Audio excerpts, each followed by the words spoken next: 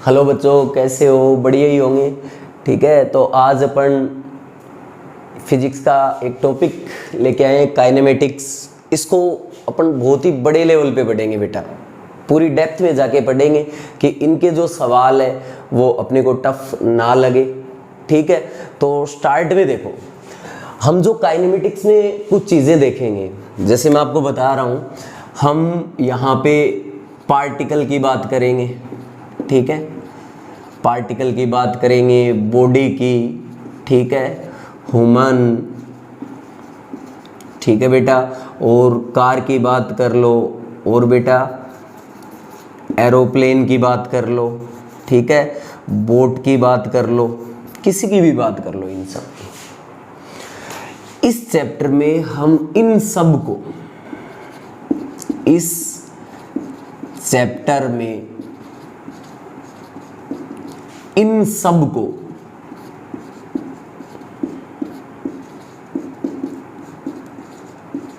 Particle मानकर अध्ययन करेंगे।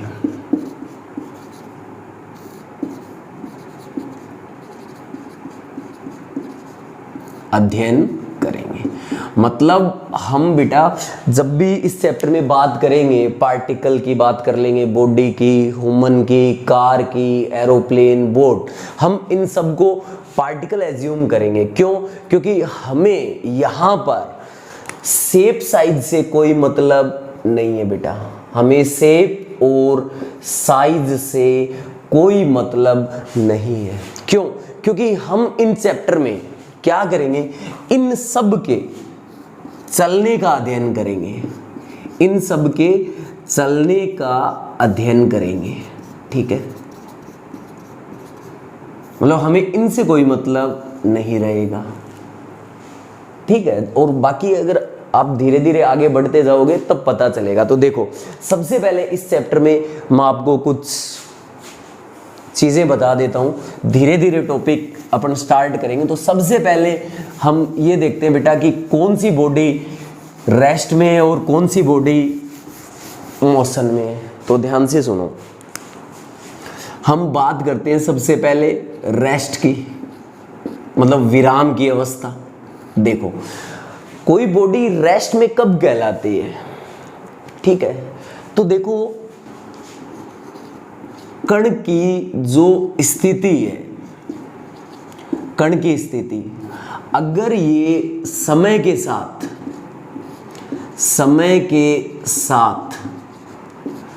चेंज नहीं हो रही, चेंज नहीं हो रही,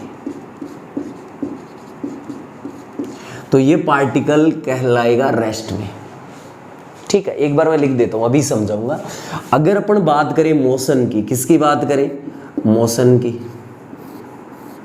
तो अगर कण की स्थिति, मतलब पार्टिकल है ना, उसकी स्थिति, कण की जो स्थिति है वो समय के साथ चेंज हो रही है, समय के साथ चेंज हो रही है,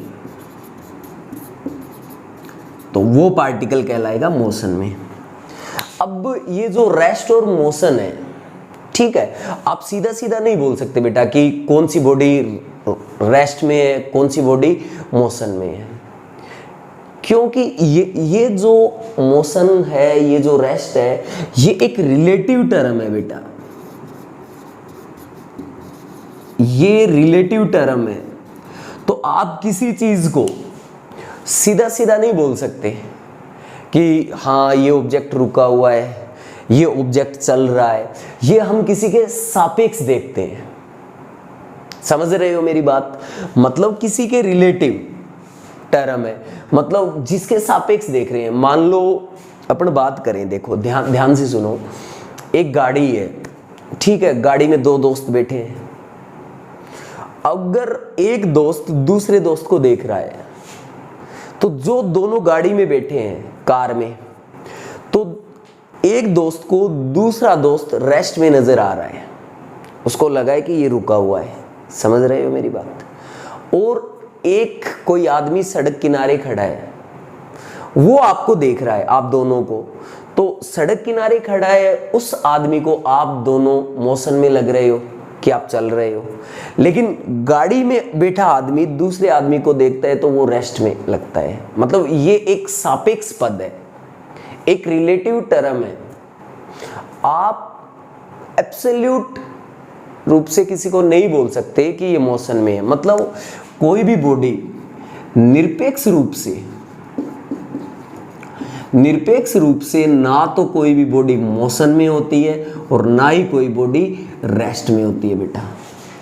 मतलब ये जो बॉडी का चलना रुकना ये एक सापेक्ष पद है। क्यों? क्योंकि देखो कार में बैठे हो, सीट एक ये सीट है एक ये सीट है, दोनों के बीच की दूरी मान लो 1 मीटर है। इस सीट और इस सीट के बीच की दूरी क्या है? 1 मीटर है। आपके दोस्त को आपने देखा, मान लो 10:05 पे आपके दोस्त को आपने देखा, तो आपसे आपका दोस्त 1 मीटर दूरी पे था। 1 मिनट बाद देखा तो भी आपका दोस्त आपसे 1 मीटर दूरी पे था। फिर 1 मिनट बाद देखा तो भी 1 मीटर दूरी पे था, वही डायरेक्शन थी। मतलब आपके सापेक्ष उसकी स्थिति बदली है क्या? नहीं बदली। तो आपके सापेक्ष वो रेस्ट में है। अब जो सड़क किनारे खड़ा है आदमी और आपका दोस्त जो कार में बैठा है, तो अब सड़क किनारे वाले आदमी से आपका दोस्त 50 मीटर दूरी पे या मान लो 20 मीटर दूरी पे, थोड़े टाइम बाद स्थिति बदल गई। देखो बेटा पहले स्थिति ये 10 थी, फिर इधर गया तो ये 15, 20 लगातार स्थिति बदल रही है। इसका मतलब सड़क किनारे खड़े आदमी के सापेक्ष आपका दोस्त गति कर रहा है। अब मान लो कमरे में एक टेबल पर एक बुक रखी है, टेबल पे बुक है।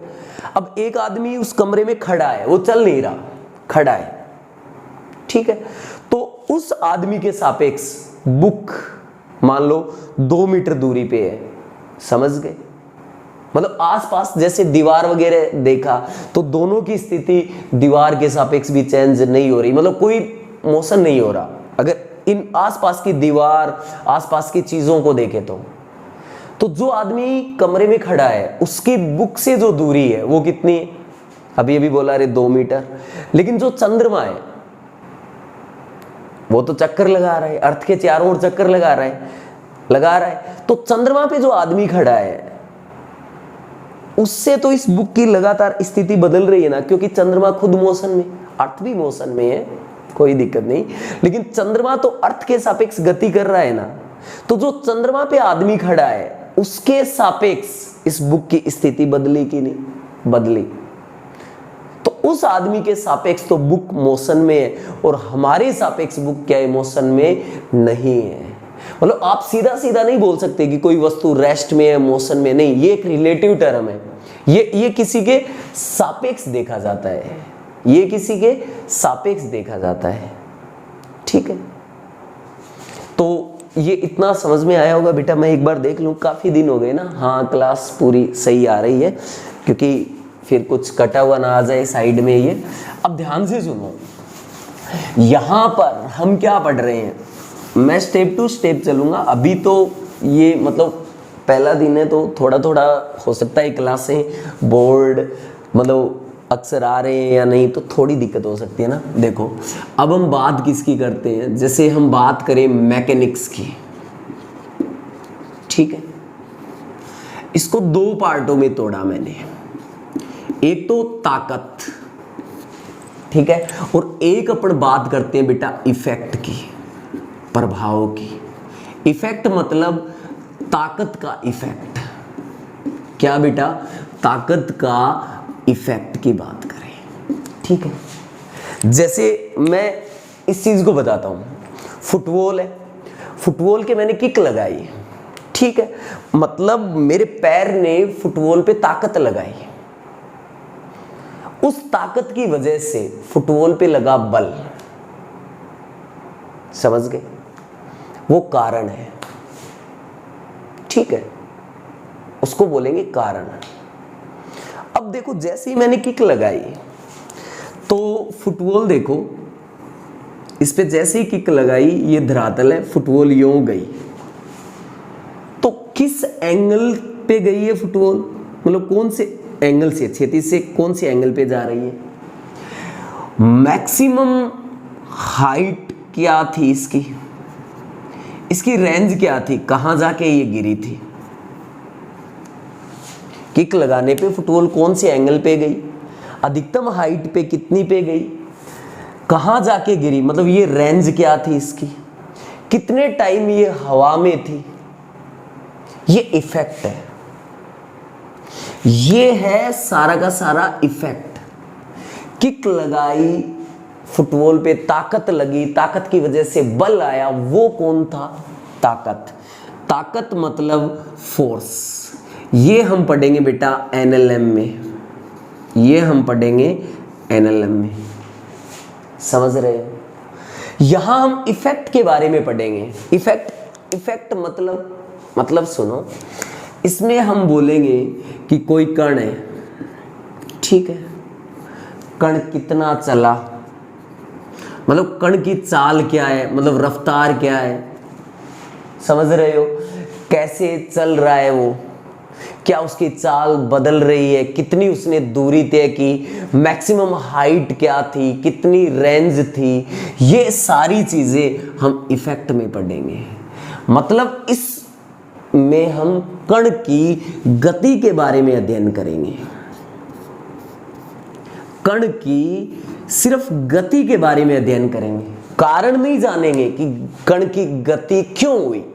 जैसे किक लगाई तो फुटबॉल ने गति की, तो फुटबॉल ने गति कैसे की, क्या एंगल से गया, कितनी दूरी तय की, वो पढ़ेंगे हम। इस चैप्टर में ये नहीं पढ़ेंगे कि किक लगाने से, ताकत लगाने से गति हुई है, वो आगे वाले पार्ट में पढ़ेंगे, इसमें एनएलएम में। तो बेटा इस चैप्टर में हम कारण नहीं जानेंगे, इस चैप्टर में हम देखेंगे क्या हो रहा है, ठीक है, क्यों हो रहा है, क्यों हो रहा है, ये हम नहीं जानेंगे, ये जानेंगे हम एनएलएम में।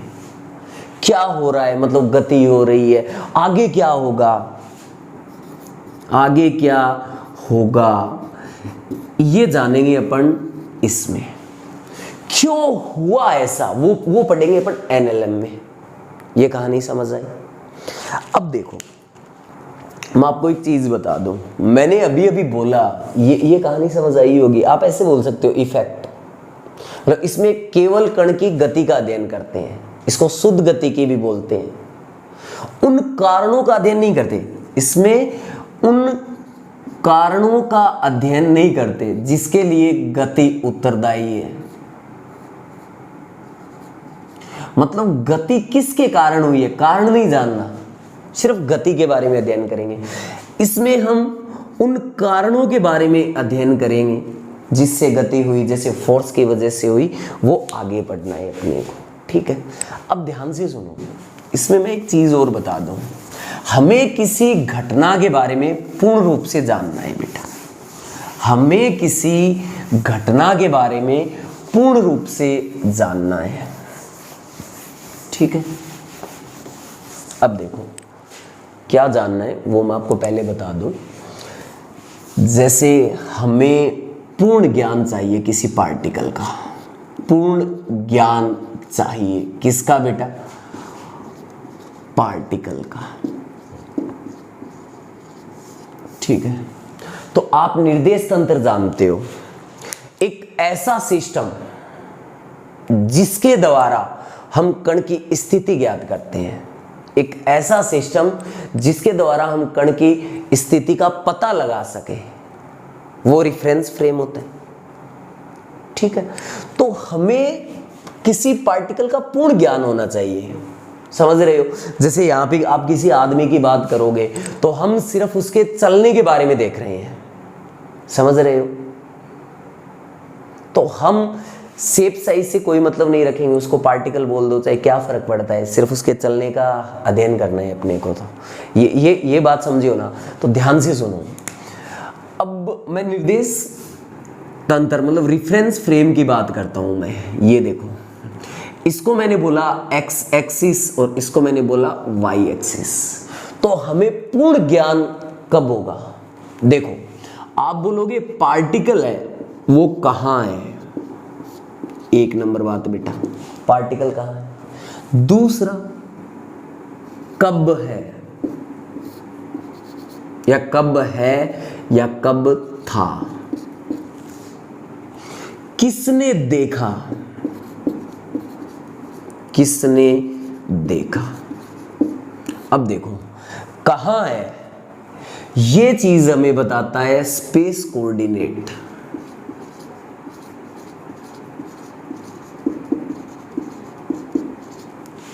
कहां है कौन बताता है? स्पेस कोऑर्डिनेट, जो एक्स वाई जेड। जैसे कण यहां है, मान लो यहां है एक आदमी जिसका नाम है राम, कहां है? यहां है, ठीक है। अब जब भी आप कण की गति का अध्ययन करो, जब भी आप कण की गति का अध्ययन करते हैं, जब आप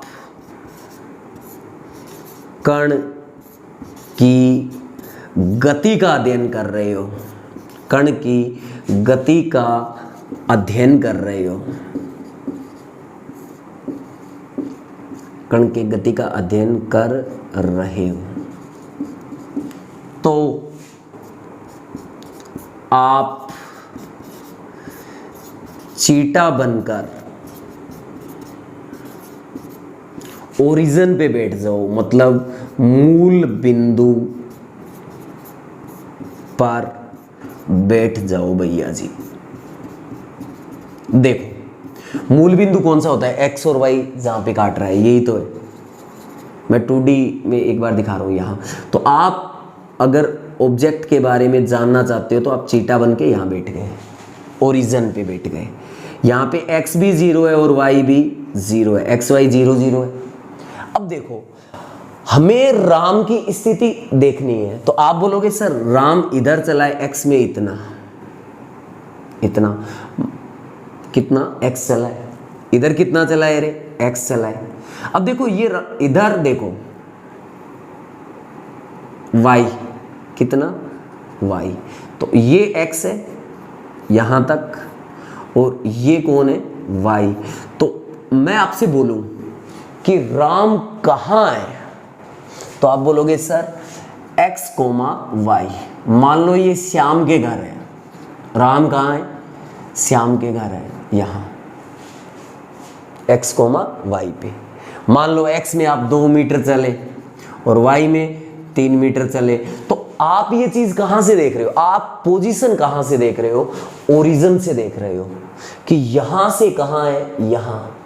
आप स्थिति बता रहे हो, देखो यहां खड़े हो, तो आप बोलोगे वो रहा, मतलब डायरेक्शन बोलोगे आप। पोजीशन एक वेक्टर की एंटिटी है, इसको हिंदी में बोलते हैं ना स्थिति सदिश, मतलब यहां डायरेक्शन की कहानी है बेटा, समझ रहे हो?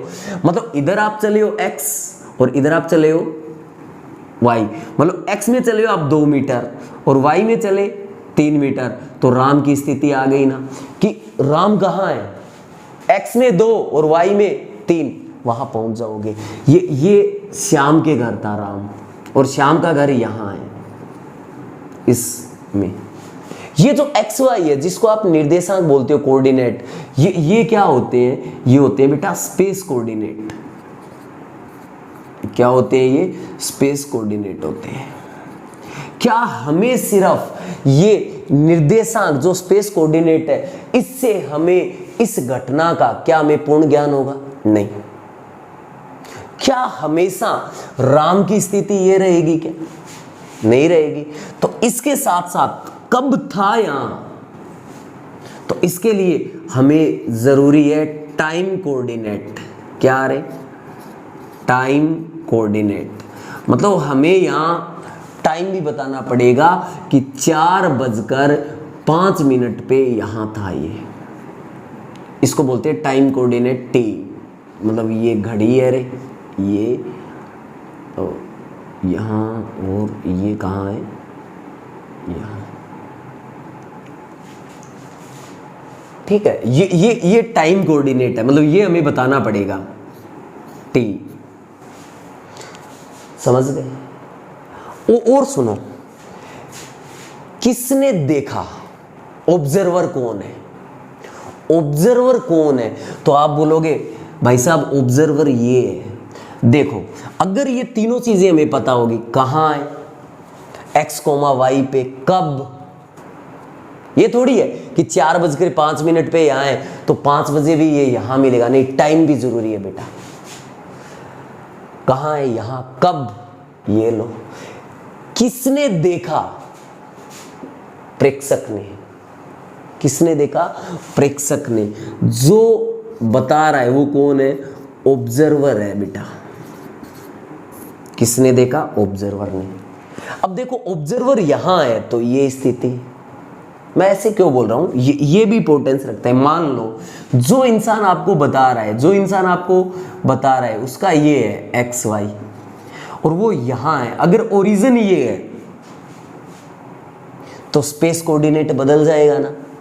अगर आप चीटा बन के यहां बैठे हो तो आप बोलोगे बेटा, क्या बोलोगे कि 1 मीटर इधर चलो और इधर 4 चलो, तो आपके स्पेस कोऑर्डिनेट 1 और 4 हो गए ना। देखो स्थिति का बताने का तरीका बदल गया ना, मतलब पोजीशन जो है ना वो कहां से डिपेंड कर, किस पे डिपेंड करती है, ओरिजिन पे। अगर ओरिजिन बदल गया, मतलब मैं आपको ये बता रहा हूं कि बेटा जो पोजीशन है वो एक फिक्स पॉइंट से देखी जाती है। ये कहानी समझे कि नहीं। अगर इन तीनों चीजों का आपको पता होगा तो आपको पार्टिकल का पूर्ण ज्ञान होगा, इस घटना का आपको पूर्ण ज्ञान होगा। ये कहानी समझ आई कि नहीं, फील वाली बात थी रे। ठीक है, अब मैं थोड़ा थोड़ा और बता देता हूं, ये बात आ गई। इसके बाद सुनो, ठीक है, ये आसान चीजें हैं, थोड़ी थोड़ी इनको थोड़ा जल्दी लेके चलते हैं अपन, ध्यान से सुनो। अब देखो 9th क्लास या 9th लेवल की बातें मान लो इनको, लेकिन ये जरूरी भी है। अगर आपको चैप्टर आगे बढ़िया फील करना है तो ये जरूरी भी है। ठीक है, फिर देखो मोशन कौन कौन से होते हैं। ये जो काइनेमेटिक्स है, अब यहां पे आते हैं, क्या है मैटिक्स, मतलब मैथ्स, काइने, गति की मैथ्स पढ़ेंगे इस चैप्टर में। काइनेमेटिक्स में हम क्या पढ़ेंगे, गति की मैथ्स पढ़ेंगे, मतलब ये शुद्ध गति की है। इस चैप्टर में केवल गति का अध्ययन करेंगे, कारणों का नहीं, जिसके कारण हुई है ये नहीं। ठीक है, तो इसमें जो गति है वो देखो सबसे पहले, और उससे पहले चलो मैं एक चीज और बता दूं, बहुत बढ़िया चीज है, समय।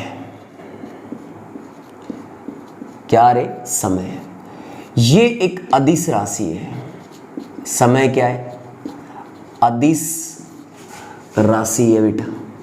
ठीक है, और बोलो रे, समय का मात्रक क्या है, सेकंड है। मतलब इसको किससे डिनोट करते हैं, एस से, कई ऐसी सी भी बोल देते हैं। ये इसका SI मात्रक है, किसका, समय का। और बेटा, और हम बात करें इसके विमीय सूत्र की, समय का जो विमीय सूत्र, मतलब सिर्फ टाइम ही तो है रे, और टाइम का सिंबल क्या देते हैं विमीय सूत्र में, T, और सेकंड की पावर 1, मतलब डायमेंशन, पावर ही तो बताती है, ये विमीय सूत्र हो गए। अब ध्यान से सुनो, समय कभी घट नहीं सकता, घट क्या, समय रुक भी नहीं सकता। आप चाहो तो टाइम को रोक लें, क्या अपन टाइम को रोक सकते हैं, नहीं। क्या समय ऐसा हो सकता है कि अब 5 बजे हैं और 1 घंटे बाद 4, नहीं, 5 के बाद 6 ही बजेंगे, मतलब टाइम लगातार बढ़ता है। समय ना वो घट नहीं सकता, समय घट नहीं सकता, ये लगातार बढ़ता है। ठीक है, और ये जो समय है वो हमेशा क्या होता है, धनात्मक। समय ऋणात्मक होता ही नहीं है, समय हमेशा क्या होता है, धनात्मक। आपने कभी ऐसा सुना है क्या, -5 सेकंड, नहीं रे। ना समय घट सकता, ना समय नेगेटिव होता है, ना रोक सकते, ये लगातार चलता रहेगा। अब जब समय की बात आ गई तो आप बोलोगे कि सर जो सवाल आते हैं वहां लिखा होता है t बराबर 0। जब सवाल आते हैं तो उनमें क्या लिखा होता है, t बराबर 0। ये क्या कहानी है? ठीक है बेटा, t बराबर 0 का मतलब ये नहीं होता कि जब दुनिया स्टार्ट हुई वो टाइम नहीं।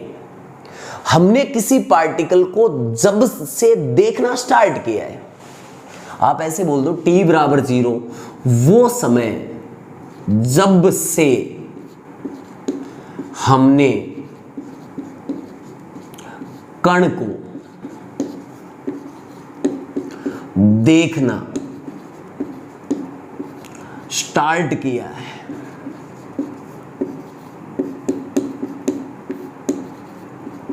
वो समय t बराबर क्या होता है? 0। जैसे आप किसी गाड़ी के बारे में जानना चाहते हो कि इसकी रफ्तार क्या है, ये कितने टाइम में कितना चला, तो आपने क्या किया बेटा, आप क्या कर रहे हो कि जैसे ही आपने उस गाड़ी को देखा, ये वो क्या है? t बराबर 0। वो समय t बराबर 0 होता है। ठीक है, आपने देखा तो गाड़ी की रफ्तार क्या थी? ठीक है, गाड़ी के अंदर बैठा है, उसने देखा कि गाड़ी की रफ्तार क्या है। एक दूसरी गाड़ी में कोई आदमी बैठा है, उसने देखा कि गाड़ी किस स्पीड से चल रहा है। कोई दूसरी गाड़ी में बैठा है, इस गाड़ी के बारे में जानना चाहता है। तो तीनों ही केस में कहानियां अलग अलग होगी। ये मैं आपको पहले ही बता चुका हूं। कब? जब मैंने बताया था कि ये कोई गाड़ी का मोशन में होना, रेस्ट में होना, ये एक रिलेटिव टर्म है। ये क्या, एक रिलेटिव टर्म है। आप सीधा सीधा बोल ही नहीं सकते निरपेक्ष रूप से कि रुकी या नहीं। जैसे मैं आपको एक एग्जांपल और दे देता हूं, चलो बात आई गई है तो। आप स्टेशन पर किसी ट्रेन में बैठे हो, ठीक है, स्टेशन आया भैया जी, बड़ा स्टेशन है, ठीक है। जब दूसरी ट्रेन आई, ठीक है, वो दूसरी ट्रेन आपके पास से गुजरती है तो आपको ये लगता है अपने वाली चली। रीजन की दूसरी ट्रेन तो चल रही है आपके सापेक्ष, तो आपके सापेक्ष उसकी क्या बदल रही है? स्थिति बदल रही है। उस ट्रेन की आपके सापेक्ष क्या बदल रही है? स्थिति। आपको भ्रम क्या हुआ कि अपने वाली चली। समझ रहे हो क्यों? क्योंकि मोशन एक रिलेटिव टर्म है। तो उस दूसरी ट्रेन के सापेक्ष आपने देखा तो आपकी ट्रेन आपको लगा चल रही है, और जैसे ही आपने दूसरी साइड स्टेशन को देखा तो आपको लगा अरे अपने वाली तो रुकी हुई है, चल तो ये रही थी। आप किसी गाड़ी में जा रहे हो, ठीक है, तो ग्राउंड के रिस्पेक्ट में पेड़ रुके होते हैं, लेकिन जब आप इधर जा रहे हो तो आपको क्या लगता है कि पेड़ पीछे की ओर चल रहे हैं। एक रिलेटिव टर्म है ना। क्यों? क्योंकि पेड़ की स्थिति आपके सापेक्ष लगातार बदल रही है। नहीं समझे या समझ गए? समझ गए। अब ध्यान से सुनो बेटा, अलग अलग घटनाएं होती है, धीरे धीरे स्टेप टू स्टेप पढ़ेंगे। देखो, आप किसी ट्रेन में जा रहे हो और ट्रेन के पास वाला पोल आप देख रहे हो, ये वो तेजी से निकल जाता है। ट्रेन के पास वाला पोल होता है, आपको क्या लगता है उसकी रफ्तार ज्यादा है, ये तेजी से निकल जाता है। और जो बहुत दूर एक पेड़ दिखाई दे रहा है उसको आप ऐसे आराम से देखते हो, ये ऐसा क्यों? आगे धीरे धीरे मतलब पूरा फील लेंगे। टाइम के बारे में आपको अच्छे से पता होना चाहिए। ये आपको छोटी बातें लग रही है, लेकिन बेटा आगे भी बहुत ही काम आनी है, ये कोई छोटी बात नहीं है। देखो, अब हम इसमें पढ़ेंगे एक विमीय गति। क्या पढ़ेंगे? एक विमीय गति। ध्यान से सुनो, अच्छे से समझ लेना। कई बच्चे एक विमीय गति में भी कंफ्यूज रहते हैं। मैं अभी बताऊंगा जैसे कि कंफ्यूज आप कैसे रहते हो। तो एक तो होती है एक विमीय गति। एक विमीय गति ये क्या होती है? 1D। क्या होती है? 1 डायमेंशनल मोशन भी बोलते हैं इसको, एक विमीय गति।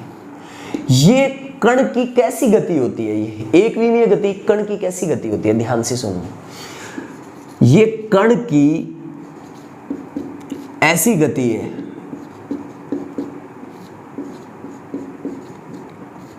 जिसमें गति कर रहे कण का केवल एक निर्देशांक बदले,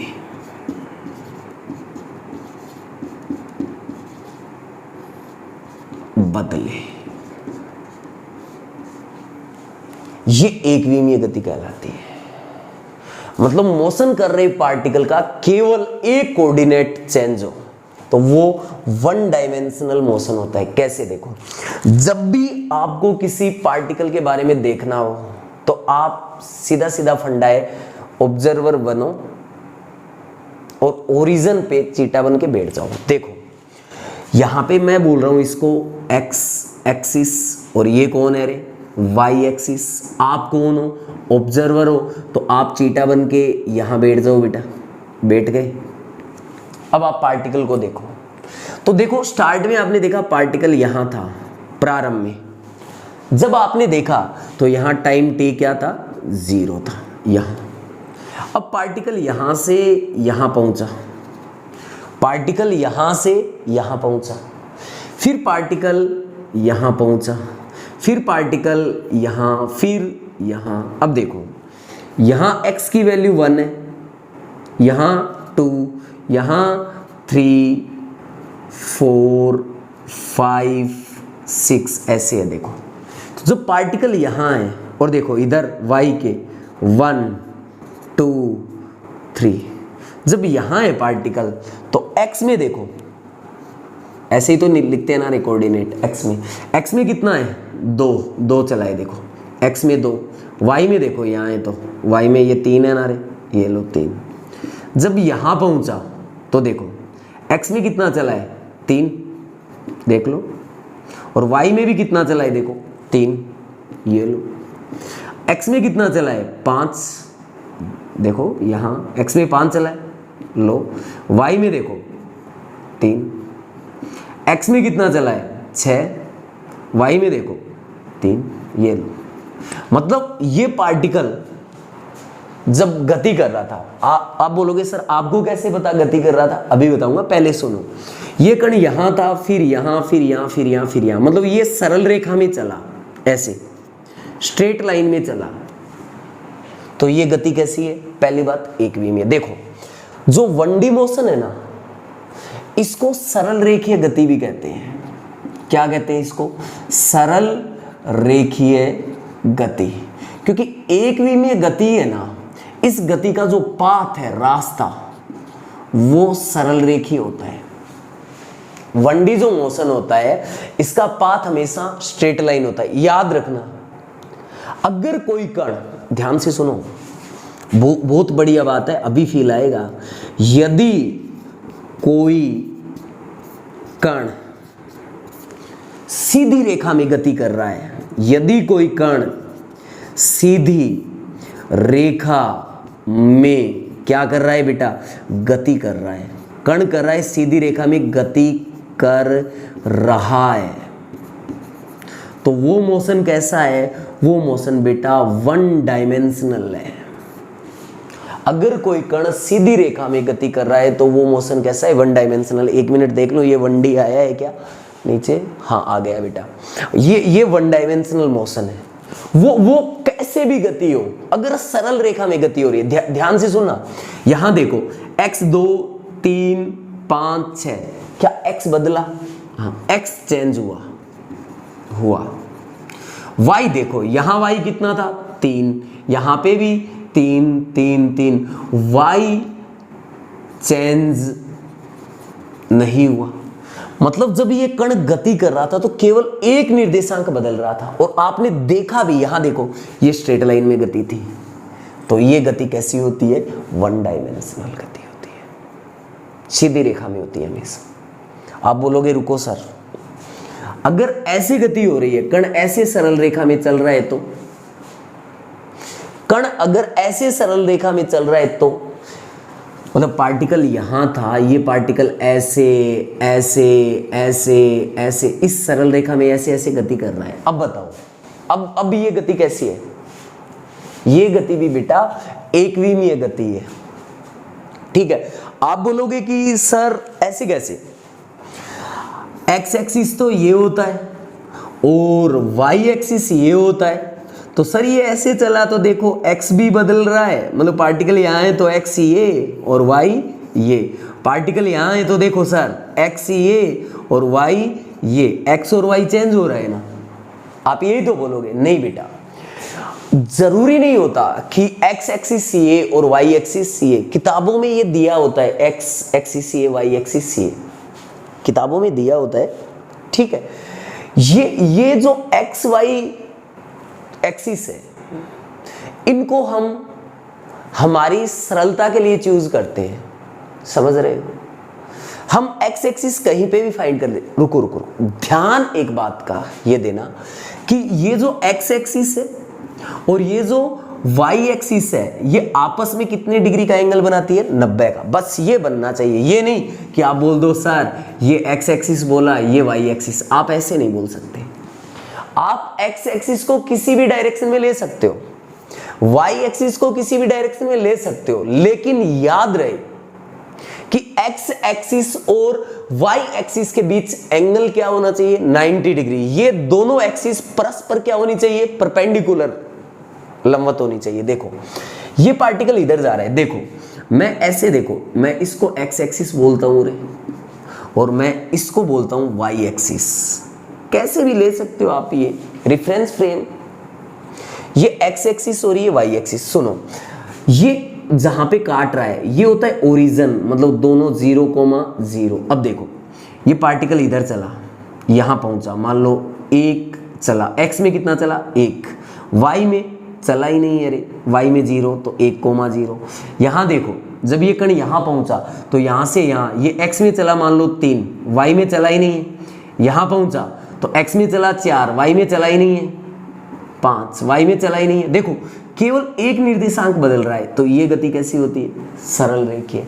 जैसे बंदूक से आपने ऐसी रे खिलौने वाली या जो भी है, घर में कोने में बैठ के ऐसे बुलेट दाग रहे हो यूं, वो बुलेट क्या की कॉर्नर में ऐसे चले, समझ गए। तो ये क्या चली ऐसे, ये स्ट्रेट, देखो थोड़ी दूरी है तो ये कैसे चली, स्ट्रेट लाइन में, बहुत ज्यादा दूरी नहीं है, मैं थोड़ी दूरी के लिए बोल रहा हूं। ये किस में चली, स्ट्रेट लाइन में, स्ट्रेट लाइन में। तो इसका मोशन कैसा है, 1D। अगर दुनिया में सरल रेखा में मोशन हो रहा है तो सीधा सीधा बोल दो एक विमीय गति। मैं इतना इस पे जोर क्यों दे रहा हूं, क्योंकि अभी अभी बेटा हम 1D पे बहुत ही डिटेल से बात करेंगे। ये कहानी आप समझ चुके हो कि एक एक निर्देशांक बदल रहा है तो 1D। अब ध्यान से सुनो, इसमें एग्जाम्पल बताओ आप, मैं बता रहा हूं एग्जाम्पल क्या है इसके। देखो अगर आप बात करो किसकी, अभी देखो आप एक चीज तो जानते ही हो, इस चीज को बोलते हैं, अगर कोई चीज ऐसे है तो इसको बोलते हैं हॉरिजॉन्टल, या हिंदी में बोल दो इसको क्षैतिज, ठीक है। इसको आप बोलते हो वर्टिकल, या बोल दो आप ऊर्ध्वाधर। इसको आप क्या बोलते हो, ऊर्ध्वाधर। देखो आपने यहां से बॉल छोड़ी, बॉल क्या की, छोड़ी। जब आपने बॉल छोड़ी तो बॉल का जाने का रास्ता देखो, बॉल स्वतंत्रता पूर्वक नीचे की ओर गिर रही है। अरे बेटा आपने यहां से बॉल छोड़ी तो बॉल ऐसे ही तो गिरेगी नीचे की ओर, या बॉल ऐसे गई ये या ऐसे सीधी गिरी, सीधी। देखो बॉल है ये ऊर्ध्वाधर नीचे की ओर गति कर रही है, ऊर्ध्वाधर नीचे की ओर गति कर रही है। देख लो, ये देखो ऊर्ध्वाधर नीचे की ओर गति कर रही है, तो इस बॉल का मोशन क्या होगा, 1D। समझ गए। अब देखो एक ऐसे सीधी सड़क है, ठीक है, सीधी सड़क पे क्या है, आपके पास एक कार है, ये ठीक है, बढ़िया सी, ये आप यहां बैठे हो और ये कार ऐसे सीधी सड़क पे जा रही है ऐसे, तो कार की गति कैसी है, सरल रेखीय। तो ये भी कौन सा मोशन है, 1D, अरे 1 डायमेंशनल मोशन है। तो ऊर्ध्वाधर नीचे की ओर गिर रही जो गेंद की गति है सरल रेखा में होगी तो वो 1D होगी। अगर सीधी सड़क पे ऐसे कार चल रही है तो वो उसकी गति भी क्या होगी, 1D, एक विमीय गति होगी, ठीक है। अब देखो धीरे धीरे अपन स्टेप टू स्टेप चलेंगे बेटा, ताकि कोई दिक्कत ना हो। देखो अब द्विविमीय गति कौन सी है, जो अपन सेकंड पार्ट लेके आएंगे इसका, उसमें पढ़ेंगे डिटेल से। देखो ये एक विमीय गति हो गई, फिर एक होती है बेटा द्विविमीय गति। कौन सी रे? द्विविमीय गति, 2 डायमेंशनल मोशन, 2D। ये लो, देखो गति कर रहे कण का, गति कर रहे कण के अगर 2 निर्देशांक बदल रहे हैं समय के साथ, 2 निर्देशांक बदल रहे हैं,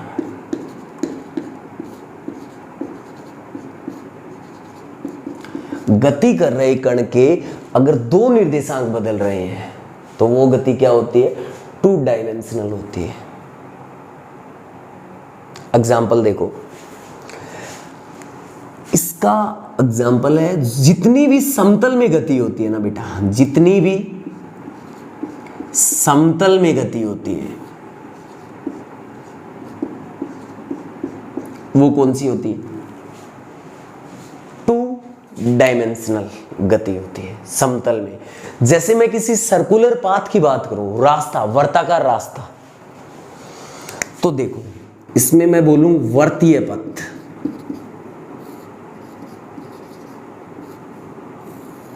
में जो गति होगी वो कौन सी होगी? 2 डायमेंशनल। एक एग्जाम्पल और इसके बारे में, इन दोनों के बारे में डिटेल से, सर्कुलर मोशन भी पढ़ेंगे और एक प्रक्षेप्य गति, प्रोजेक्टाइल मोशन। ये दोनों ही 2 डायमेंशनल मोशन है। एक तो वर्तीय पथ में गति और एक प्रक्षेप्य गति। अब जो ये सर्कुलर पाथ में जो गति है, ध्यान से सुनो, ये ऐसे एक सर्कल है। देखो आप जैसे एक सर्कुलर पाथ लेना, कोई भी लेना, जैसे मान लो क्या कंगन वगैरह, ये जो भी है बहुत ही पतला। रुको अभी एक चीज और बताऊंगा, मैं लास्ट में बताऊंगा। एक सर्कुलर पाथ है, तो सर्कुलर मतलब ये एक समतल में, देखो सर्कल आप जब ऐसे रखते हो तो वो क्या होता है? एक ही समतल में, समझ रहे हो? लास्ट में बताऊंगा सारी चीज, इससे थोड़ी सी और। ये सर्कुलर मतलब एक ही प्लेन में, ये ऐसे स्फीयर नहीं है, गोला नहीं है। गोला तो देखो इस प्लेन में भी होता, इसमें भी होता, इसमें भी होता। गोला तो ये ऐसे होता, लेकिन ये एक सर्कल है ऐसे, मतलब एक ही समतल में है। तो ये गति किस में है? समतल में गति है। ये कहानी समझे कि नहीं? ध्यान से सुनो। इसमें 2 निर्देशांक कैसे बदल रहे हैं वो बता रहा हूं। देखो आपने एक रेफरेंस फ्रेम डिसाइड किया, ये आप वस्तु के या कण के बोल दो गति का अध्ययन कर रहे हो, तो आप चीटा बन के ओरिजिन पे बैठ गए। अब देखो ये पाथ है, ऐसे सर्कुलर पाथ है, मतलब आप इस रास्ते पे गति कर रहे हो, आप इस रास्ते पे गति कर रहे हो। देखो स्टार्ट में आप यहां पे हो, स्टार्ट में आप यहां पे हो, तो मैंने बोला कि देखो आप यहां से यहां बैठ के इसकी स्थिति बता रहे हो, तो आप क्या बोलोगे? इधर कितना चले? मान लो आप चले x में चले 3, ठीक है, ये 3 चले, और आप इधर y में कितना चले रहे? ऊपर 2 चले, ये x और ये y। तो इसके निर्देशांक क्या होंगे? x, y। x में कितने चले? 3, y में 2। ठीक है बेटा। जैसे ही आप गति करते हुए यहां पहुंचे, तो देखो आप x में चले 4, इधर देखो y में चले 3, तो यहां निर्देशांक कितने हैं? 4, 3। जब आप गति करते करते करते करते करते यहां पहुंच गए, यहां पहुंच गए, यहां पहुंच गए, तो आप x में कितने चले हो? 2, और यहां कितने चले हो? 5। तो यहां 2 और 5। देखो जब कोई पार्टिकल ऐसे गति कर रहा है तो उसका x भी बदल रहा है और y भी, x भी बदल रहा है और y भी, x भी बदल रहा है और y भी। देखो 2 निर्देशांक बदल रहे हैं, x 3, 4, 2, y 2, 3, 5। 2 निर्देशांक नहीं बदल रहे क्या? तो ये जो कण की गति है, ये द्विविमीय गति है क्योंकि दो निर्देशांक बदले। अब आप बोलोगे कि सर हमें क्या पता कण की गति बदल रही है, तो आप स्थिति को कहां से देखते हो? ओरिजिन से। आप स्थिति को कहां से देखते हो? ओरिजिन से। जब आप यहां हो तो कण की स्थिति आपके सापेक्ष ये है, आप बोलोगे ये रही रे, इधर 3 और इधर 2, ये रही।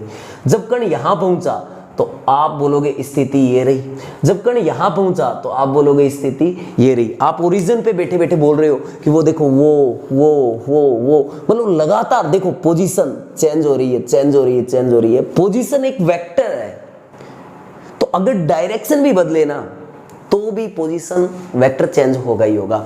ये कुछ कहानी समझ आई? ठीक है, ये कहानी समझे। प्रोजेक्टाइल मोशन, प्रक्षेपीय गति क्या होती है? देखो यहां बता दूं मैं, यहां ये आपने किसी बॉल को यहां से फेंका, जैसे बल्ला लगाया, जो भी है, आपने यहां से बॉल को फेंका, बॉल ने ये रास्ता तय किया, ये ऐसे, मतलब बॉल यहां से स्टार्ट हुई और यहां तक पहुंची इस एंगल पे, इस एंगल पे। मान लो आप इसको एक्स एक्सिस बोल दो और इसको क्या बोल दो? Y axis. तो जब आप बॉल को क्षैतिज से किसी एंगल पे फेंकते हो तो बॉल ऐसे ऐसे गति करती है ना रे, यो। इस गति को ही प्रक्षेपीय गति बोलते हैं। बाकी अपन बाद में डिटेल में पढ़ेंगे, ध्यान से सुनो। जब पार्टिकल यहां था तो एक्स में आप इतना चले थे और वाई में इतना चले थे। जब पार्टिकल यहां पहुंचा तो देखो एक्स में आप इतना चले और वाई में इतना चले। जब पार्टिकल यहां पहुंचा तो एक्स में आप इतना चले और वाई में इतना चले। मान लो यहाँ x 2 y 3, यहाँ x 3 y 4, तो देखो x और y दोनों चेंज नहीं हो रहे क्या? दो निर्देशांक। तो ये गति भी कैसी होती है? प्रक्षेप्य गति होती है। कैसी होती है? प्रक्षेप्य गति। अगर दो कोऑर्डिनेट चेंज हो रहे हैं तो ये द्विविमीय गति होगी। ध्यान से सुनो, बाकी ये मैं बाद में जब इनकी चर्चा करेंगे तो डिटेल से पढ़ेंगे। 2 डायमेंशनल, ये सर्कुलर मोशन और ये प्रोजेक्टाइल मोशन अपने आप में एक बहुत बड़ा टॉपिक है और इसको अपन पूरी डिटेल से बात करेंगे ना इसकी, तब बेटा अलग ही लेवल का फील आएगा। अभी अभी मैं थोड़ा थोड़ा बता रहा हूँ आपको, ध्यान से सुनो, ध्यान से सुनना। अब मैं बात करता हूँ 3 डायमेंशनल मोशन की, 3D मोशन की, मतलब त्रिविमीय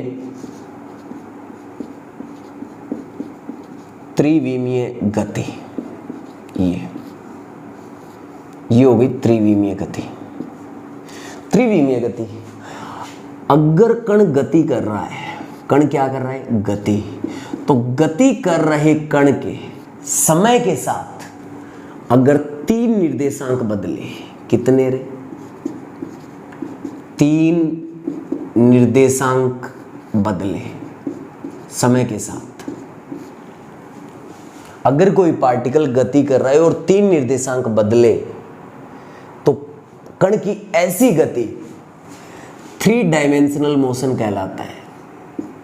3 निर्देशांक बदले, जैसे कटी हुई पतंग की गति, कटी हुई पतंग की गति, और बेटा मच्छर की गति,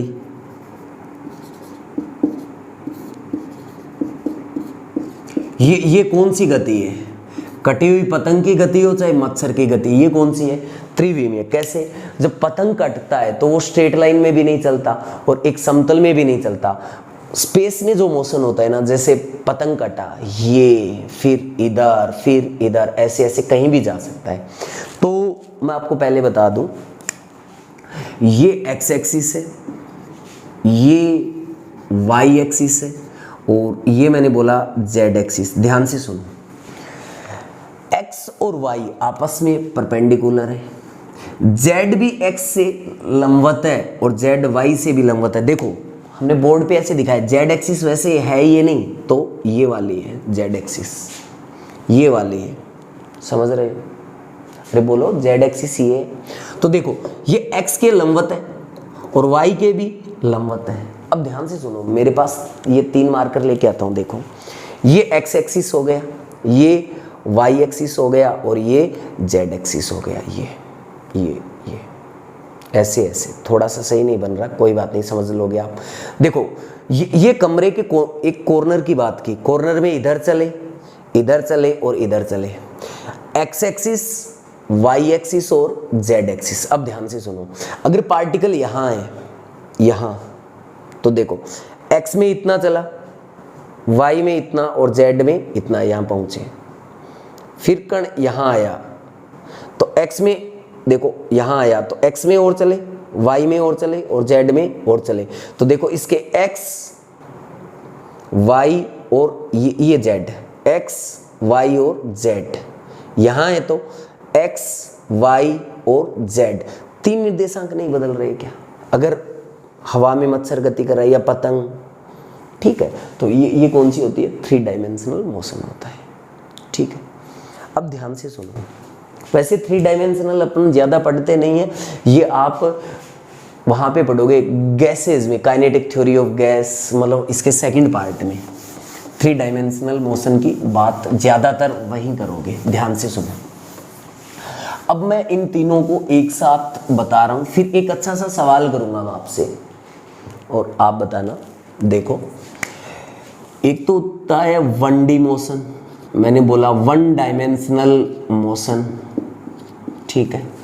एक मैंने बोला 2 डायमेंशनल 2D मोशन, ठीक है बेटा। और एक मैंने बोला 3 dimensional motion, 3D motion, 1D 2D और 3D। 1 डायमेंशनल मोशन में मैं आपको बोल चुका हूं कि कोई पार्टिकल है, अगर वो ऐसे स्ट्रेट लाइन में चले तो ये 1 डायमेंशनल मोशन है। ये अब ध्यान से सुनना, आपके घर में एक पतला सा तार, बिल्कुल बारीक सा, थिन सा, ठीक है, उस पे कोई चींटा चला, वो कौन सा मोशन है? 1 डायमेंशनल है। अगर बिल्कुल बारीक सा तार है, मतलब तार इतना पतला है कि चींटा सीधा चल सकता है, अगर थोड़ा सा भी डायरेक्शन इधर बदलेगा तो गिर जाएगा वो, ठीक है। मान लो अगर मैं तार की मोटाई ज्यादा कर लूं, ये मतलब तार इतना मोटा है, तो देखो यहां से चींटा इधर भी जा सकता है, चींटा इधर भी जा सकता है, देखो डायरेक्शन चेंज कर सकता है ना। तार इतना पतला हो कि सिर्फ वो एक ही डायरेक्शन में जाए, तो यहाँ पे 1 डायमेंशनल मोशन में तार वगैरह की जो मोटाई है वो हम क्या मानते हैं? बिल्कुल पतली, बहुत ही पतला वायर है, तब वो 1 डायमेंशनल है। अगर मोटा वायर है, मान लो ये है, तो इस पे चींटा इधर भी चल सकता है, जेड में भी जा सकता है, इधर भी जा सकता है। समझ रहे हो मेरी बात? 2 डायमेंशनल मैंने बोला किसी प्लेन के अंदर मोशन हो रहा है, जैसे ये एक प्लेन है, इसमें जो मोशन हो रहा है, जैसे पार्टिकल यहाँ है, तो ये प्लेन में इधर भी जा सकता है, इधर भी जा सकता है, इधर भी। तो इसकी मोटाई क्या होनी चाहिए? मोटाई क्या होनी चाहिए? न के बराबर। अगर मोटाई ऐसी हुई तो ये पार्टिकल इधर भी जा सकता है, लेकिन ये इधर जेड में भी तो जा सकता है। तो समतल मतलब एक जैसे कागज की पन्नी बोल दो, एक पतला सा कागज, ठीक है, पतला सा कागज जिसमें आप एक्स में, देखो कागज ऐसे है, ऐसे एक प्लेन है, आप एक्स में चल सकते हो, वाई में चल सकते हो, लेकिन जेड में नहीं चल सकते। तो मतलब ये अगर ये मोटा कागज लोगे तो एक्स, वाई और जेड 3 में चल सकते हो। हाँ, ये तो हो ही गया ना। ये तो जैसे कोई क्यूब वगैरह है, ये कोई कमरा है, ये। अब देखो यहाँ पे कोई मच्छर है, वो उड़ रहा है इधर इधर इधर, ये 3 निर्देशांक बदल देंगे इसके। तो ये कौन सा है? 1D 2D 3D। अब आपसे एक मैं सवाल करता हूँ, ठीक है, और मुझे पता है आप जवाब सही दोगे बेटा। तो मैं 3 चीज़ों की रफ्तार बता रहा हूँ आपको, वेलोसिटी बता रहा हूँ। मान लो जैसे एक है राम, ठीक है, एक है श्याम और एक है राहुल। राम का जो वेलोसिटी है ना, वो हमें बोला 2 i cap metre per second. Shyam का जो वेलोसिटी है ना वो हमें बोला गया 2i cap plus 3j cap metre per second, और राहुल को बोला गया 2i cap plus 3j cap plus 5k cap metre per second. अब अभी रुको, ये आई कैप जे कैप और के कैप है एकांक सदिश। देखो इस चैप्टर से पहले आपको वेक्टर आना चाहिए वरना ऊपर से जाएगा। ये देखो अगर कोई पार्टिकल इधर चला तो आप क्या बोलोगे, देखो एक्स एक्सिस में चला तो एक्स एक्सिस की दिशा को बताता है आई कैप। अगर कोई कण वाई एक्सिस में चला तो उस दिशा को कौन बताता है, जे कैप। एकांक सदिश केवल दिशा बताने के काम आता है क्योंकि इसका परिमाण एक होता है। इधर चला जेड एक्सिस में तो के, इधर देखो इधर चला तो आई कैप, इधर चला तो माइनस आई कैप, इधर चला तो जे कैप, नीचे माइनस जे, इधर प्लस का के और इधर माइनस का के। ये बात जानते हो आप। चलो मैं डायग्राम बना के भी बता दूं। ये देखो अभी बता रहा हूं, सुनो। आप इधर चले एक्स में चले तो आप क्या बोलोगे, आई कैप, ये दिशा प्लस आई कैप होती है। इधर चले तो इस डायरेक्शन को क्या बोलते हो, प्लस जे कैप। इधर चले तो इसको क्या बोलते हो, प्लस का के कैप। मतलब ये यार ऐसे चले हो आप, ऐसे। अरे मार्कर चेंज हो गया क्या, देख रहे हैं बेटा, एक मिनट, हाँ ये है। इधर चले तो आई कैप जे कैप के कैप। के कैप ये नहीं है, मतलब के कैप का मतलब आप ऐसे चले हो, यों चले हो, ठीक है। अब आप बोलोगे कि सर हाँ आई कैप मतलब एक ही डायरेक्शन का खेल है। आप बोलोगे सर ये 1D मोशन है। सोचने वाली क्या बात है, देखो ये आई में भी चला है और जे में भी चला है, ये 2 डायमेंशनल है। आप यहाँ बोलोगे ये देखो आई में भी चला है, जे में भी चला है और के में भी, ये कौन सा है, 3 डायमेंशनल। यही तो बोलोगे बेटा, 1D है, ये 2D है और ये 3D है। देखो डायरेक्शन दी हुई है ना, यही तो बोलोगे। नहीं बेटा, ये आपका आंसर गलत है। ये राम और श्याम और राहुल तीनों जिस रफ्तार से चल रहे हैं वो कौन सा मोशन कर रहे हैं, वो कर रहे हैं 1 डायमेंशनल मोशन है ये इनका। ये एक विमीय गति है। सुनो, आप एक बात तो जानते हो, धीरे धीरे सुनो, तीनों ही 1 डायमेंशनल है। मतलब क्या है वो बताता हूं। देखो ये क्या कह रहा है, इधर चला इस डायरेक्शन में 2 मीटर पर सेकंड का मतलब क्या है, देखो आई कैप तो ये डायरेक्शन दे दी, 2 मीटर पर सेकंड का मतलब 1 सेकंड में कितना चला, 2 मीटर। देखो धीरे धीरे बता रहा हूं। एक पार्टिकल यहां है t बराबर 0 पर, 1 सेकंड में कहां पहुंचा ये, t बराबर 1 सेकंड में ये कितना चला, 2 मीटर चला। देख लो, अरे बता रहा है 2 मीटर पर सेकंड मतलब 1 सेकंड में 2 मीटर, ठीक है। t बराबर 2 पे देखो, t बराबर 2 पे। अब बताओ, देखो पहली 1 सेकंड में 2 मीटर मतलब हर 1 सेकंड में ये 2 मीटर चल रहा है, तो अगली 1 सेकंड में भी 2 मीटर चलेगा। तो 2 और 2, अगली 1 सेकंड में भी 2, अगली 1 सेकंड में भी 2, और कहाँ, आई कैप में, मतलब यहां। तो आप बोलोगे सर ये देखो ये सरल रेखीय गति, मतलब सिर्फ आई कैप में चल रहा है, तो ये क्या है, 1 डायमेंशनल है। चलो एक एग्जांपल दे देता हूं, ये आप अपने आप देख लेना, ये बता देता हूं। आप बोलोगे सर आई कैप और जे कैप, ध्यान से सुनना, ये कौन है, ये एक्स एक्सिस है, और ये कौन है, वाई एक्सिस है। देखो t बराबर 0 पे आप यहां बन गए, चीटा बन के बैठ गए, आप देख रहे हो t बराबर 0 पे, t बराबर 0 पे। ये क्या बता रहा है, मीटर पर सेकंड, मतलब 1 सेकंड में कितने मीटर। तो ये बोल रहा है आई कैप की दिशा में, क्या रे, आई कैप की दिशा में चला 2 मीटर, 1 सेकंड में चला 2 मीटर। देखो 2 मीटर पर सेकंड इस दिशा में चला। 3j कैप मतलब इस दिशा में 3 मीटर पर सेकंड, इस दिशा में 1 सेकंड में चला है 3 मीटर। मतलब आई कैप में चला है 1 सेकंड में 2 मीटर और जे कैप में चला है 1 सेकंड में 3 मीटर। ये बात समझे। सुनो, सुना रहा हूं।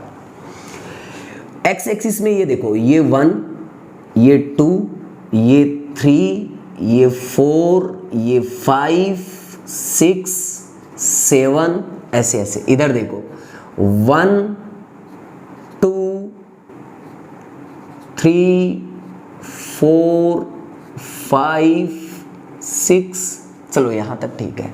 देखो x में देखो t बराबर 0 पे यहां है, पहली 1 सेकंड में i में कितना चल रहा है 1 सेकंड में 2, तो पहली t बराबर 1 सेकंड में पार्टिकल यहां था, मतलब 0 से यहां 2 चल चुका है। ये देखो ये कितना चला है 2, अरे x में 2 ही तो चला है, 2 इधर देखो सॉरी 2 मीटर पर सेकंड x में चला है। y में कितना चल रहा है, देखो ये i कैप में भी चल रहा है, j में भी चल रहा है। y में कितना चल रहा है 3 मीटर पर सेकंड, 1 सेकंड में 3।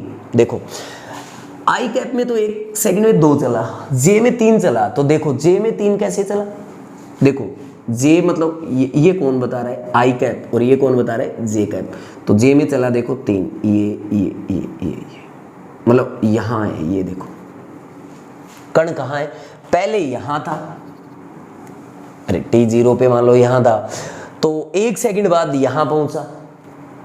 x में तो 2 चला और y में 3। आप बोलोगे देखो सर 2 निर्देशांक बदले, रुको अगले 1 सेकंड में देखो, पहले 1 सेकंड में 2 चल रहा है, अगले 1 सेकंड में मतलब t बराबर 2 सेकंड पे देखो, t बराबर 2 सेकंड पे, तो जब i कैप में 1 सेकंड में 2 मीटर चलता है तो 2 सेकंड में 4 मीटर, मतलब कण यहां पहुंचा।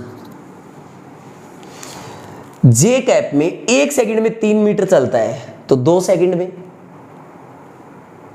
1 सेकंड में 3 मीटर तो 2 सेकंड में 6, मतलब ये रे यहां चला यहां, तो देखो कण यहां था फिर यहां था फिर यहां था, कण कैसे चला, ये स्ट्रेट लाइन में नहीं चला क्या, देखो 2i कैप 3j कैप दिया हुआ है, लेकिन किस में चला है ये स्ट्रेट लाइन में, तो ये मोशन कैसा है 1D।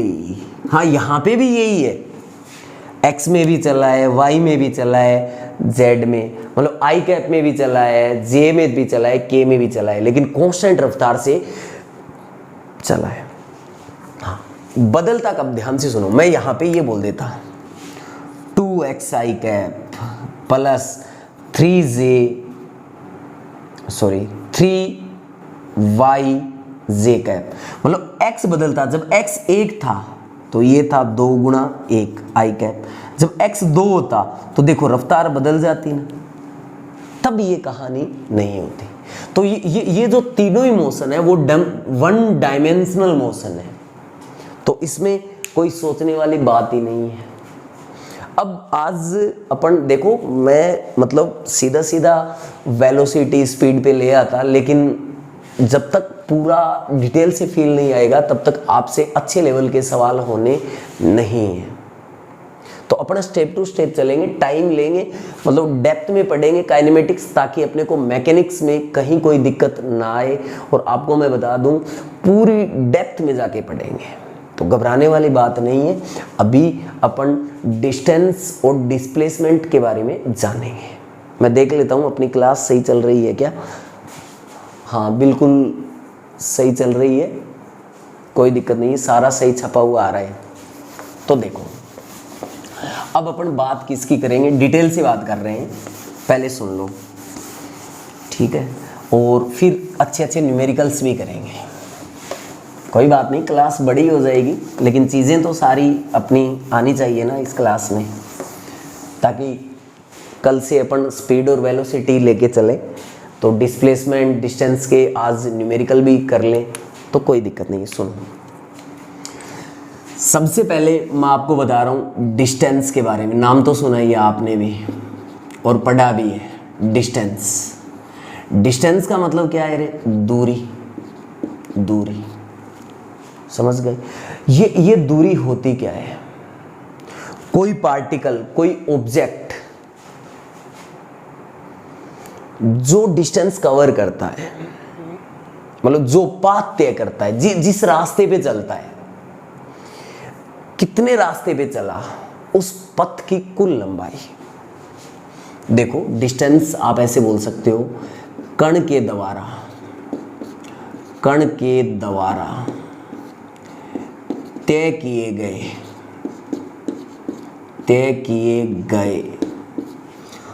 वास्तविक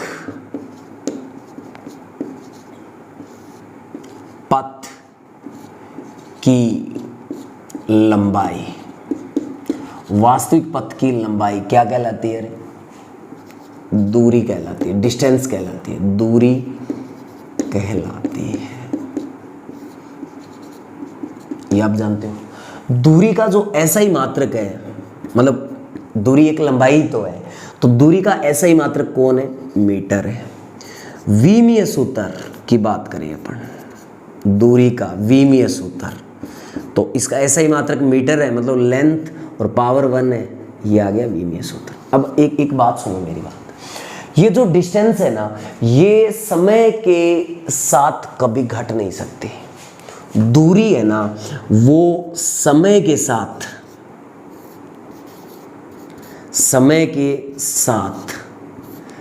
कभी घट नहीं सकती रे। दूरी समय के साथ कभी घट नहीं सकती। एक नंबर बात, दूरी कभी नहीं घटती, समझ गए? एक बार 5 मीटर दूरी हो गई तो कभी भी वापस 4 नहीं होगी, ठीक है? और सुनो, दूरी है ना, वो सदैव क्या होती है? धनात्मक होती है। दूरी सदैव क्या होती है? धनात्मक होती है। ये लो, कण के द्वारा तय किए गए वास्तविक पथ की लंबाई दूरी कहलाती है, या अपन इसको ऐसे भी बोल सकते हैं रे, वक्रीय पथ की लंबाई। वक्रीय पथ की कुल लंबाई, ये लो, वक्रीय पथ की कुल लंबाई, ये क्या होती है? दूरी। अभी मतलब आपने जो पाथ तय किया है, रियल पाथ कौन सा है? जो जिस पाथ पे आप चले हो, वो क्या है? रियल पाथ है। तो जो वास्तविक पथ की कुल लंबाई है, वही कौन है? दूरी है। जितनी डिस्टेंस आपने कवर की है, टोटल जो कवर की है, वो कौन है? दूरी। तो दूरी इतनी थी, अभी मैं बताऊंगा, लेकिन देख लो। एक होता है डिस्प्लेसमेंट। डिस्प्लेसमेंट मतलब इसको बोलते हो आप विस्थापन। क्या बोलते हो आप? विस्थापन। ये क्या बताता है विस्थापन? विस्थापन क्या है? प्रारंभिक बिंदु, और थोड़ा पंखा तेज कर लेते हैं ना, मच्छर आ गए। देखते हैं, देखो डिस्प्लेसमेंट मतलब विस्थापन की बात करें तो ये क्या होता है? ये वास्तविक रास्ते की लंबाई ऐसे नहीं बोलते इसको। देखो, हम देखते हैं कण प्रारंभ में कहाँ था, उसकी क्या देखते हैं? प्रारंभिक स्थिति। कण की क्या देखते हैं हम? प्रारंभिक स्थिति, ठीक है। फिर देखते हैं फाइनल पोजीशन क्या है, मतलब हम देखते हैं अंतिम स्थिति। क्या देखते हैं हम? अंतिम स्थिति। और ये जो प्रारंभिक स्थिति और अंतिम स्थिति है, इनके बीच की कम से कम दूरी, आप ऐसे बोल देते हो, इनके बीच की न्यूनतम दूरी होती है ना, वो क्या होती है? विस्थापन। या आप ऐसे बोल सकते हो, अब अभी देखो, ये इनिशियल पॉइंट है और ये फाइनल पॉइंट है, समझ गए? तो इनिशियल और फाइनल के बीच की सरल रेखीय दूरी, ये दूरी, ये क्या है? डिस्प्लेसमेंट है। प्रारंभिक बिंदु और अंतिम बिंदु के बीच की ये जो सरल रेखीय दूरी है, यही क्या है? विस्थापन है, ठीक है। सरल रेखीय दूरी, और सरल रेखीय दूरी हमेशा क्या होती है? न्यूनतम। अभी बताऊंगा थोड़े टाइम बाद। फिर देखो, दूरी क्या थी? एक अदिश राशि थी, मतलब दिशा का कोई चक्कर नहीं है। दूरी क्या है? एक अदिश राशि। विस्थापन क्या है? एक सदिश राशि है, मतलब इसकी दिशा होती है। देखो, सदिश राशि है तो परिमाण भी है, दिशा भी है। तो आपसे पूछा जाए कि विस्थापन की दिशा कहाँ होती है, तो प्रारंभिक बिंदु से, ये देखो, प्रारंभिक बिंदु यहाँ था, लास्ट में यहां पहुंचा, तो प्रारंभिक बिंदु से अंतिम बिंदु की ओर, ध्यान से सुनो, विस्थापन एक सदिश राशि है, तो इसकी दिशा प्रारंभिक बिंदु से अंतिम बिंदु की ओर होती है, अंतिम बिंदु की ओर। मतलब आप कितने डिस्प्लेस हुए, विस्थापित, जैसे आप यहां पे बैठे हो, आप बोल रहे हो ये पार्टिकल यहां से इतना विस्थापित हो गए, इतना, या कहीं और बैठे हो तो ये इतना विस्थापित हो गए, तो ये क्या है, विस्थापन है। मतलब प्रारंभिक बिंदु से अंतिम बिंदु की ओर ये दिशा होती है इसकी, समझ गए? अब ध्यान से सुनो, मैंने बोला दूरी हमेशा धनात्मक होती है, विस्थापन है ना वो धनात्मक भी हो सकता है और ऋणात्मक भी हो सकता है, और विस्थापन धनात्मक भी हो सकता है, विस्थापन ऋणात्मक भी हो सकता है, विस्थापन शून्य भी हो सकता है, धनात्मक, ऋणात्मक या शून्य कुछ भी हो सकता है। अभी अभी मैंने इतनी बातें बताई है, अब इनको मैं डिटेल से बढ़िया तरीके से समझाऊंगा, ध्यान से सुन लो पहले, और सुनो। विस्थापन, देखो दूरी हमेशा समय के साथ बढ़ती है, दूरी हमेशा समय के साथ बढ़ती है, लेकिन विस्थापन समय के साथ बढ़ भी सकता है और घट भी सकता है। विस्थापन समय के साथ बढ़ भी सकता है और घट भी सकता है। कैसे, वो अभी देखेंगे कि ये बढ़ता कैसे है और घटता कैसे है, क्या ये हो सकता है। तो देखो अभी अभी मैंने ये लाइनें लिखी है, प्रारंभिक बिंदु और अंतिम बिंदु के बीच की न्यूनतम दूरी, ये वो जो भी है, तो देखो ध्यान से सुनो। देखो आप यहाँ पॉइंट ए पे, ये आपका प्रारंभिक बिंदु है, पॉइंट ए क्या है, प्रारंभिक बिंदु है, ये इनिशियल पॉइंट है, और ये पॉइंट बी क्या है, ये फाइनल पॉइंट है। ए से बी की ओर चले, ये आपका घर है, ये आपका स्कूल है, आपके जाने का रास्ता ये है, ये ऐसे है, तो आप इस रास्ते से गए, मैं इसको बोल दूं सी, क्या बोल दूं, सी। तो आपका रियल पाथ ये था, वास्तविक पाथ, ए से बी, वास्तविक पाथ। और ये जो वास्तविक पथ की लंबाई है, ये वक्रीय पथ कौन सा है रे, वक्रीय पथ कौन सा है, ए सी बी, ए सी बी की वास्तविक लंबाई, ए सी बी की क्या बेटा, वास्तविक लंबाई क्या है, दूरी, क्या है, दूरी। आप अगर ऐसे चलते, ये आपका रास्ता फर्स्ट था रे, आप ऐसे ऐसे चलते, ये आपका रियल पाथ है, कितनी दूरी आपने तय की, ये रास्ता सेकंड है, समझ गए। ये भी देखो रियल पाथ की लंबाई, ये वास्तविक पथ की ये लंबाई, ये भी क्या है, दूरी। और सुनो, आप यहां प्रारंभ में, लास्ट में आप यहां पहुंचे, चाहे इस रास्ते से पहुंचे चाहे इस रास्ते से, आपसे पूछा जाए कि आप विस्थापित कितना हुआ है, तो यहां से यहां तक इसका विस्थापन ये नहीं है क्या। देखो प्रारंभिक बिंदु और अंतिम बिंदु के बीच की ये न्यूनतम दूरी, मतलब सरल रेखीय दूरी, ये कौन है, ये होता है बेटा क्या, विस्थापन।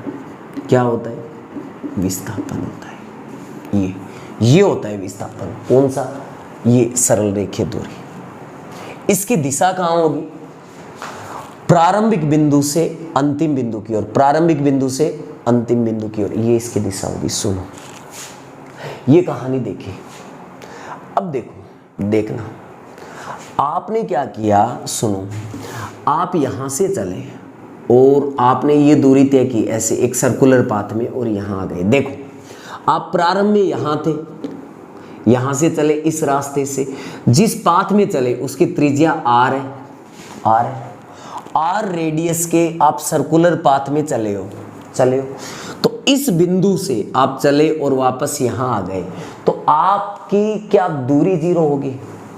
नहीं होगी। क्यों? क्योंकि r त्रिज्या है और जहां से चले वापस यहां, मतलब ये इसकी जो टोटल लंबाई होती है यहां से यहां तक वापस यहां पहुंच गए तो ये लंबाई कितनी है?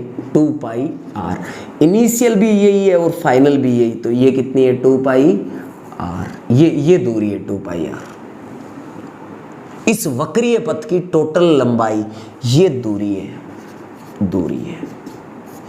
विस्थापन कितना है? 0।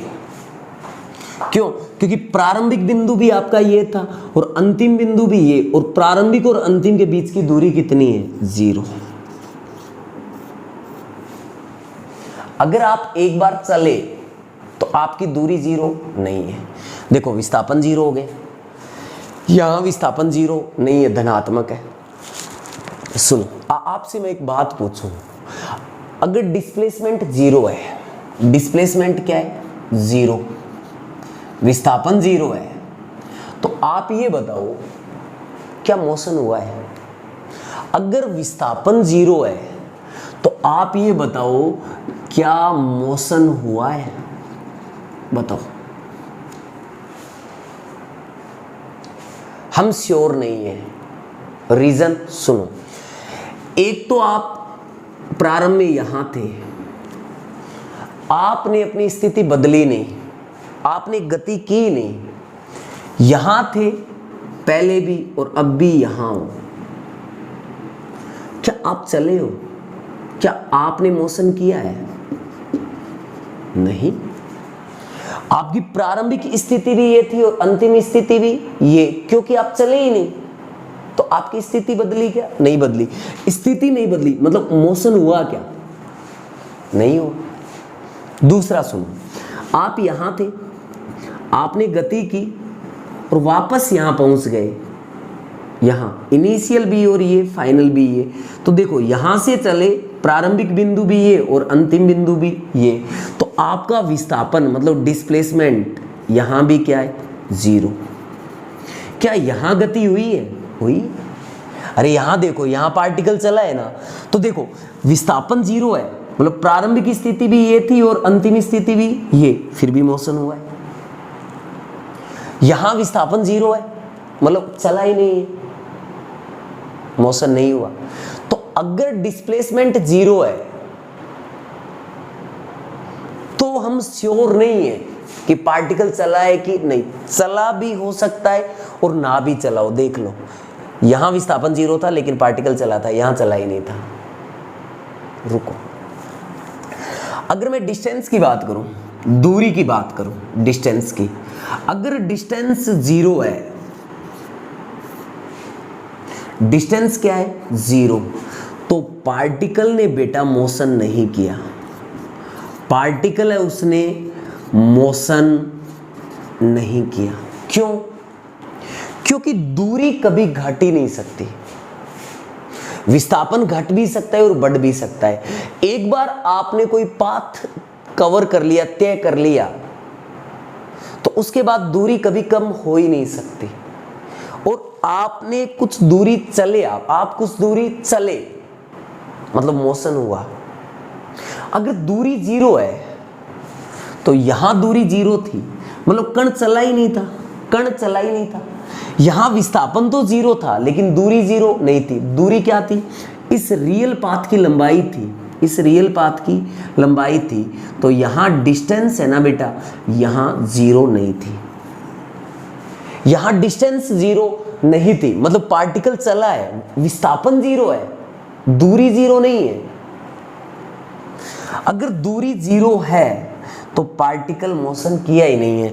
और अगर डिस्टेंस इज नॉट इक्वल 0, मतलब दूरी नॉन 0 है, तो पार्टिकल कन्फर्म चला है। मतलब अगर आपने दूरी तय की है तो पार्टिकल चला ही चला है। जैसे मैं आपको बात बताऊं, गर्मियों की छुट्टियां हैं, ठीक है, दोपहर का टाइम है, आपके पापा सो रहे हैं, आपने क्या किया, धीरे से चुपके से बाइक लेके निकल गए, जहां बाइक खड़ी थी वहां से बाइक लेके निकल लिए। आप 1-1.5 घंटे घूम के आए, मतलब आपने कुछ रास्ता कवर किया, आपने दूरी तय की, लास्ट में आपका घर के अंदर जहां बाइक खड़ा था, घर के अंदर जहां बाइक खड़ा था, आपने वहीं खड़ा कर दिया जहां पहले था इनिशियल, फाइनल भी वही है। बाइक का विस्थापन क्या है? 0 है। तो आपके पापा उठे, आपके पापा ने देखा कि बाइक तो वही है, मतलब डिस्प्लेसमेंट क्या है? 0 है, विस्थापन 0 है। ठीक है, तो सोचा कि बाइक तो अपनी ठीक जगह है, ठीक है, लेकिन फिर बाइक के पास गए तो इंजन थोड़ा थोड़ा गरम गरम महसूस हुआ। तो फिर सोचा कि बाइक तो चली है, तो फिर सोचा कि अरे जहां खड़ी है वहीं है, कैसे चली है?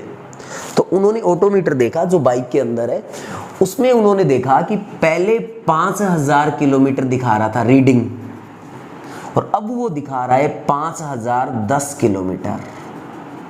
नो, बाइक का जो ऑटोमीटर है वो पहले तो 5000 किलोमीटर दिखा रहा था यहाँ, अब 5010 किलोमीटर, मतलब आपकी बाइक कितनी चली है? 10 किलोमीटर चली है। लो, ये 10 किलोमीटर कौन है? ये डिस्टेंस है बेटा, दूरी है। ये जो 10 किलोमीटर है ये कौन है? दूरी है। मतलब देखो, बाइक पहले था, बाद में भी वही है, मतलब डिस्प्लेसमेंट 0 है। तो हम श्योर नहीं है कि बाइक ने गति की है कि नहीं। हाँ, डिस्टेंस देखी 10 किलोमीटर है, इसका मतलब बाइक ने मोशन किया है, बाइक ने मोशन किया है। ये कहानी समझे हो कि नहीं?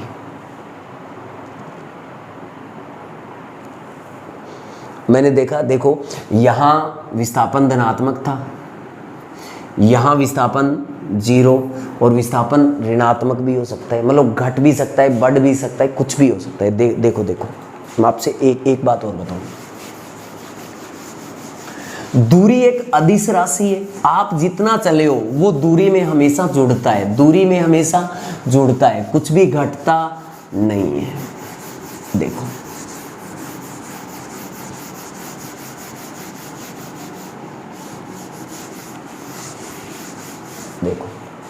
दूरी में हमेशा जुड़ता है। ध्यान से सुनना। आप खड़े हो यहाँ पे, ये ओरिजिन है। कौन है रे? ये ओरिजिन है। आप यहाँ चीटा बन के खड़े हो, मतलब जब भी आप कुछ देख रहे हो तो रेफरेंस फ्रेम का जो मूल बिंदु होता है वहां पे बैठ जाओ। जब भी आप मोशन का अध्ययन कर रहे हो यहाँ बैठ गए फिक्स। यहाँ एक लड़की थी, वो इधर चली,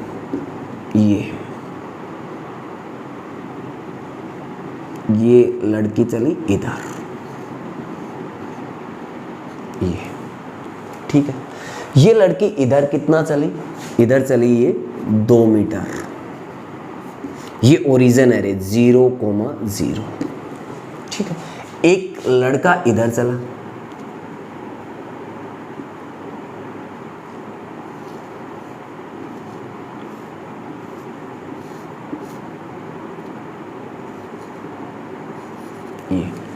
ये इधर चला है, ये इधर चला है 2 मीटर, ये इधर गया 2 मीटर, और ये इधर गया 2 मीटर, ये इधर गई 2 मीटर। ये कौन?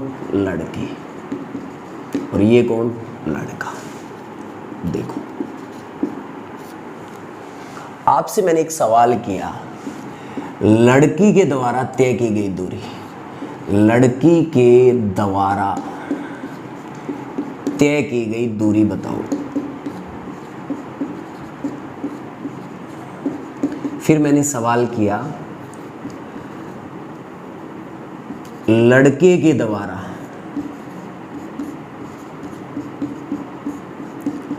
तय की गई दूरी। देखो, ओरिजिन पे 0 पे थी ये यहां से इधर चले यहां, तो वास्तविक पाथ की जो ये लंबाई है, यही तो दूरी होती है। तो लड़की के द्वारा तय की गई दूरी कितनी है? 2 मीटर। मतलब ये 2 मीटर इधर चलिए, लड़का भी यहां से चला है, ये लड़का इधर कितना चला है? 2 मीटर। तो लड़के के द्वारा तय की गई दूरी भी कितनी है? 2 मीटर है। ये कहानी समझ में? ये भी 2 मीटर चला, ये भी 2 मीटर चला, ठीक है। अब मैंने पूछा लड़की का विस्थापन बताओ, लड़की का विस्थापन,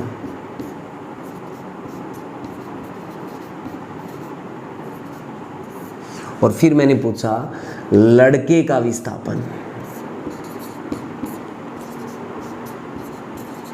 लड़के का विस्थापन। देखो ये ओरिजिन है, ओरिजिन से इस डायरेक्शन को आप बोलते हो प्लस आई कैप, और ओरिजिन से इस डायरेक्शन को बोलते हो आप माइनस आई कैप। और विस्थापन एक सदिश राशि है, विस्थापन क्या है, सदिश राशि है। तो देखो लड़की इधर चली, इधर प्लस आई कैप में, तो इसका विस्थापन था 2 मीटर आई कैप, या ऐसे लिख दो 2 आई कैप मीटर। ये बताओ, ये इधर माइनस में चला ना, तो -2 आई कैप मीटर। इसका मतलब ये माइनस आई कैप में इधर चला है 2 मीटर, इसकी दिशा ये और इसकी दिशा ये, विस्थापन सेम नहीं है। देखो दोनों की दूरी तो सेम है, ये भी 2 मीटर चली, ये भी 2 मीटर, लेकिन विस्थापन सेम नहीं है। क्यों? क्योंकि डायरेक्शन बदल गई, यहाँ तो माइनस का आई कैप और यहाँ प्लस का आई कैप। ये बात समझे क्या? देखो विस्थापन ऋणात्मक है ना, इधर चले तो विस्थापन ऋणात्मक भी हो सकता है, धनात्मक भी हो सकता है, और जीरो भी हो सकता है।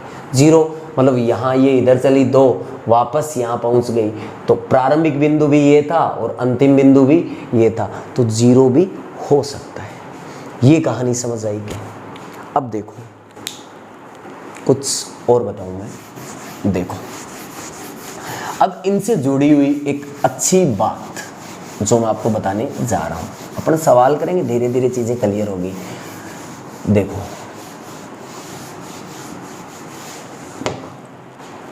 ध्यान से सुनो, आप जब भी किसी की स्थिति देखते हो, स्थिति एक सदिश राशि है, पोजीशन वेक्टर बोलते हो जिसको, क्या बोलते हो?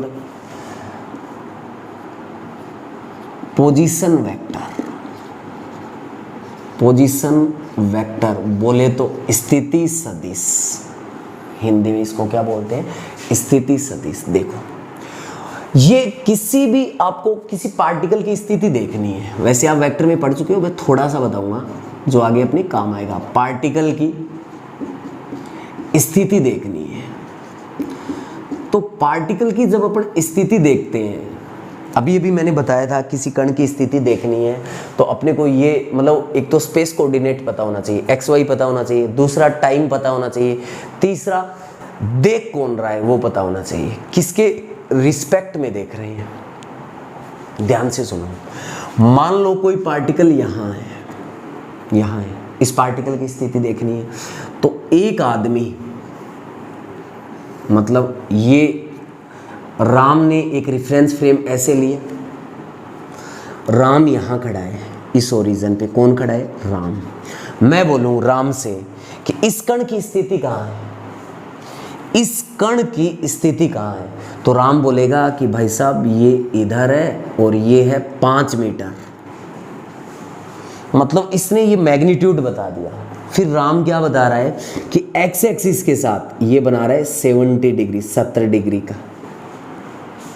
कितना बना रहा है? 70 डिग्री का। अब देखो मैंने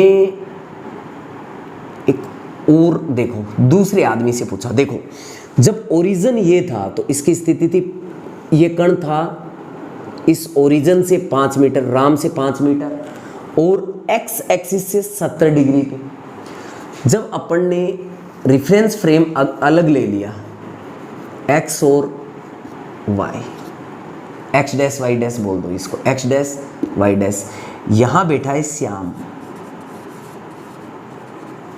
श्याम इस कण की स्थिति देखेगा तो वो बोलेगा भाई साहब ये कण तो है 10 मीटर की दूरी पे और एक्स से 80 डिग्री पे। देखो दिशा का भी चक्कर है, स्थिति सदिश है। तो देखो इसने बोला स्थिति ये और इसने बोला स्थिति ये, तो आप ऐसे कभी नहीं करोगे, आप किसी फिक्स पॉइंट से देखोगे। पोजीशन वेक्टर के लिए क्या होना चाहिए? पहली बात तो फिक्स्ड पॉइंट। क्या रे? फिक्स्ड पॉइंट से ये चीजें ऑब्जर्व करोगे। ये नहीं कि जो मर्जी आया वो ओरिजिन बना दिया, ये वो नहीं। अगर आपने रेफरेंस फ्रेम बदल दिया, ओरिजिन बदल दिया, तो पोजीशन वेक्टर चेंज हो गया ना। देखो यहां स्थिति सदिश ये था, यहां स्थिति सदिश ये था, ओरिजिन बदलते ही पोजीशन वेक्टर चेंज हो गया। तो हम जो चीजें देखेंगे वो फिक्स्ड पॉइंट से देखेंगे। स्थिति सदिश हमेशा ओरिजिन से देखते हैं। रुको, स्थिति सदिश हमेशा कहां से देखते हैं? ओरिजिन से। अब बता रहा हूं, सुनो। मतलब फिक्स्ड पॉइंट से पार्टिकल की स्थिति देखनी है। तो देखो आपने बोला ये भाई साहब एक्स एक्सिस, और ये क्या है बेटा? ये है वाई एक्सिस। एक्स एक्सिस और वाई एक्सिस। मैंने बोला कण यहां पे है, पॉइंट पी पे। कब? t1 समय पे कण यहां है। तो जब भी आप मोशन के बारे में अध्ययन कर रहे हो, मतलब किसी पार्टिकल्स के बारे में, तो आप चीटा बन के ओरिजिन पे बैठ जाओ। यहाँ निर्देशांक 0 0, यहाँ बैठ गए आप चीटा बन के।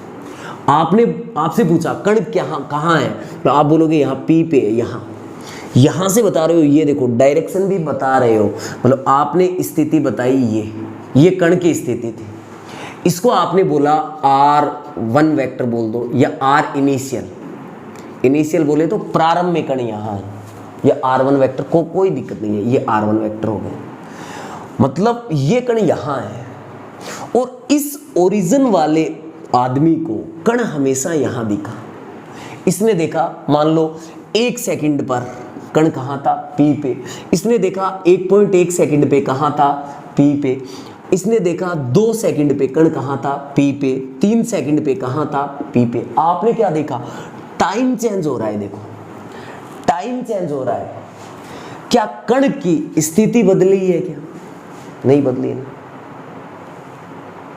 देखो समय बदल रहा था, लेकिन मान लो पार्टिकल यहां फिक्स जगह था, तो क्या देखो ओरिजिन भी फिक्स है। क्या इससे इसकी स्थिति बदली थी? क्या नहीं बदली। अरे कोई बॉडी मोशन कर रही है या नहीं, हम किसी के रिस्पेक्ट में देखते हैं, किसी के सापेक्ष देखते हैं, तो हम इसके सापेक्ष देख रहे हैं। इसके सापेक्ष ये गति कर रहा है क्या? नहीं कर रहा। क्यों? क्योंकि पोजीशन वेक्टर है वो चेंज नहीं हो रहा है। ये बात समझे?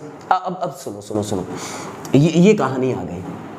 अगर ऐसा होता पार्टिकल 1 सेकंड पे यहां है, आपकी घड़ी में 1 सेकंड हुआ है, अब 2 सेकंड पे मान लो पार्टिकल यहां है, 3 पे यहां है, 4 पे यहां है, 5 पे यहां है। मतलब 1 सेकंड, मतलब मान लो 0 सेकंड पे यहां था, 1 पे यहां, 2 3 4 5। देखो 0 सेकंड पे यहां कितने पे था? 2 सेकंड पे यहां था। जब कण यहां से यहां पहुंचा, तो देखो पोजीशन वेक्टर ये नहीं है क्या? अरे 0 सेकंड पे ये, 2 सेकंड पे ये, तो ये देखो स्थिति सदिश बदल गया ना। यहां से पहले तो ये बोल रहा था ये रहा, फिर ये बोल रहा है ये रहा। मान लो 4 सेकंड पे कण कहां आ गया? यहां। तो देखो स्थिति सदिश बदल गया ना, ये यहां। 5 सेकंड पे कण यहां आ गया, तो स्थिति सदिश बदल गया ना। देखो यहां टाइम के रिस्पेक्ट में, सुनो, अगर समय के सापेक्ष या बोल दो समय के साथ पोजीशन वेक्टर चेंज हो रहा है, पोजीशन वेक्टर चेंज हो रहा है, देख लो। अगर टाइम के साथ देखो 0 सेकंड पे पोजीशन वेक्टर ये था, 2 सेकंड पे ये, 4 सेकंड पे ये, 5 सेकंड पे ये, मतलब समय के साथ पोजीशन वेक्टर चेंज हो रहा है। देखो टाइम के साथ ये, मतलब पार्टिकल यहां, फिर यहां, फिर यहां, फिर यहां, फिर यहां, मतलब बेटा पार्टिकल ने मोशन किया है। समय के साथ अगर पोजीशन वेक्टर बदल रहा है, मतलब स्थिति बदल रही है किसी के सापेक्ष, तो उसके सापेक्ष उस पार्टिकल का मोशन है। समझ गए? अब रुको, मैं आपको एक बात और बता चुका हूं। अगर ऐसा हो कि पार्टिकल स्टार्ट में भी यहाँ था, 1 सेकंड पे भी यहाँ है, 2 सेकंड पे भी यहाँ है, 3 सेकंड पे भी यहाँ है। मतलब 1 सेकंड पे यहाँ था तो पोजीशन वेक्टर ये था, 2 सेकंड पे भी पोजीशन वेक्टर ये, 3 सेकंड पे भी पोजीशन वेक्टर ये। मतलब समय के साथ अगर ये पोजीशन वेक्टर बदले ना, समय के साथ पोजीशन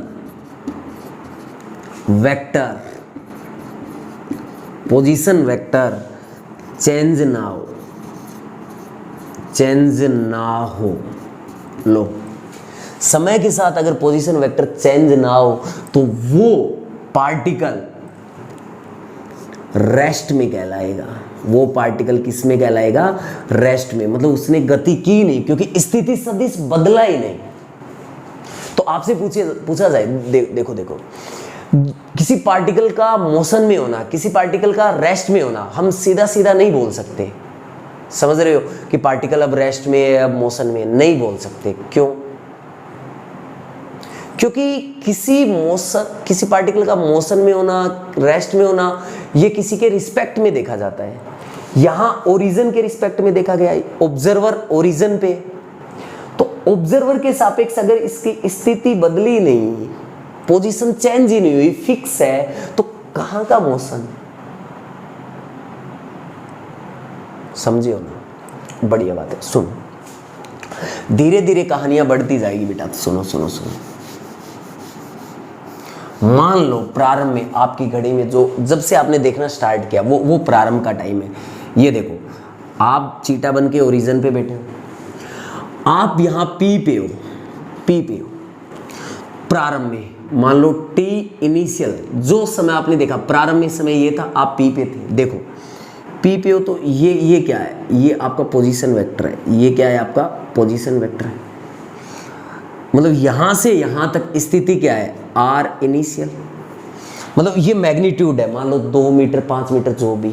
और देखो डायरेक्शन भी है, स्थिति सदिश, साथ में दिशा, एक्स से इतने एंगल पे, तो मैं वेक्टर लगा दूं। अब किसी टाइम बाद यहां पहुंचे, यहां बोले तो क्यू पे, फाइनल, टी फाइनल। जब आप यहां पहुंचे तो ओरिजिन से आपकी स्थिति क्या है? ये बोले तो आर फाइनल वेक्टर। अरे स्थिति सदिश यही तो है। इनिशियल पोजीशन वेक्टर ये और फाइनल पोजीशन वेक्टर ये है। प्रारंभिक स्थिति सदिश, ये स्थिति एक सदिश राशि है, तो ये अंतिम स्थिति सदिश ये फाइनल टाइम में। अब सुनो, मैं बोलूं आपसे, आप मुझे बताओ डिस्प्लेसमेंट वेक्टर बताओ। क्या बताओ आप? डिस्प्लेसमेंट वेक्टर बताओ। डिस्प्लेसमेंट वेक्टर मतलब विस्थापन सदिश।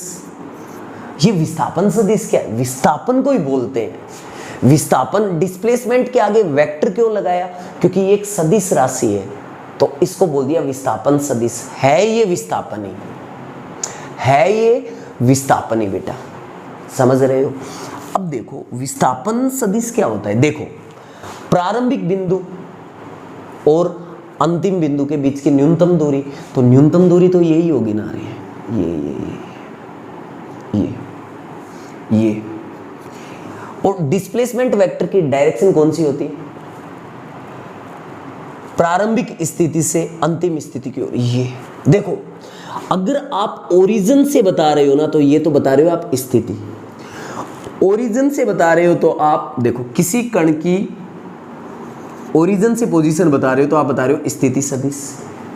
किसी कण की ओरिजिन के अलावा किसी और बिंदु से, मतलब ये कण पहले यहां था, ये यहां था, मतलब मैंने इस बिंदु से इस बिंदु की स्थिति बताई है, ये होता है विस्थापन सदिश, डिस्प्लेसमेंट वेक्टर डी। समझे नहीं?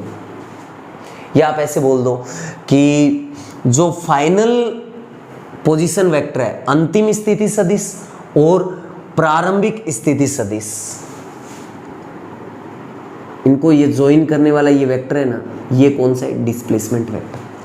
अब ये विस्थापन निकालते कैसे हो आप, डी कैसे निकालते हो, सुनो। ये एक ट्राइंगल है, त्रिभुज है, 1 2 3, ये तीनों भुजा किसको निरूपित कर रही है, सदिश को। देखो ये तीर का चिन्ह एक सदिश, ये भी सदिश, ये भी सदिश। अब देखो सदिश योग का जो त्रिभुज नियम है वो क्या कहता है, एक क्रम वाली दो भुजाएं, ये और ये दो सदिशों को निरूपित कर रही है, इन दोनों को जोड़ दो। देखो आर इनिशियल वेक्टर, ये और ये एक क्रम वाली है, इसमें जोड़ दो डी वेक्टर, ये जोड़ा, सदिश योग का त्रिभुज नियम आता है। ये देखो ये जो विपरीत क्रम वाली भुजा है ना, ये इन दोनों के योग को बताती है, मतलब आर फाइनल वेक्टर। आपको फाइनल पोजीशन नहीं चाहिए, आपको डिस्प्लेसमेंट वेक्टर डी वेक्टर चाहिए, विस्थापन सदिश चाहिए। तो आप देखो डी वेक्टर बराबर क्या है, ये आर फाइनल वेक्टर, और ये इनिशियल इधर गया तो माइनस का आर इनिशियल वेक्टर। ये बात समझे कि नहीं, ये होता है विस्थापन सदिश। जब भी आपको विस्थापन सदिश निकालना हो तो फाइनल पोजीशन वेक्टर से इनिशियल पोजीशन वेक्टर निकाल दो, विस्थापन सदिश आ जाएगा। ये कहानी समझियो कि नहीं। पोजीशन वेक्टर हमेशा ओरिजिन से देखते हैं, विस्थापन सदिश एक बिंदु किसी अन्य पॉइंट से अन्य पॉइंट तक देखते हैं। बोलो यहां तक कोई दिक्कत हुई क्या? अब सुनो, ये एक बार देख लो, थोड़ा बहुत लिखना चाहो तो हाँ क्लास सही चल रही है, 1 घंटे 41 मिनट की अभी तक तो कहानी चलेगी, मतलब लगभग 20-30 मिनट 40 मिनट चलेगी, कहानियाँ चलेगी। हो सकता है मैं कुछ सवाल, मतलब आपको क्लास बड़ी लगे तो 2 सवाल तो करवा दूँ, बाकी हो सकता है कल अपन सवाल ले ले, अच्छे सवाल, ठीक है, क्योंकि फिर क्लास बड़ी हो जाती है ना, तो बेटा बच्चों को थोड़ी सी ऐसे होता है कि इतनी बड़ी क्लास, ये वो, कोई बात नहीं, चलते हैं। पढ़ना है तो फिर कैसा टाइम बेटा, ध्यान से सुनो।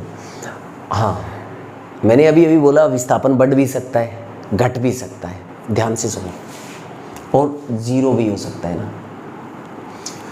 आपको मैं एक चीज़ बताऊं, देखो हम डायरेक्शन को निरूपित करते हैं, ये इसको आप बोलते हो उत्तर, इसको आप क्या बोलते हो, उत्तर, इसको क्या बोलते हो, दक्षिण, और इसको बोलते हो आप पूर्व, और इसको बोलते हो आप पश्चिम।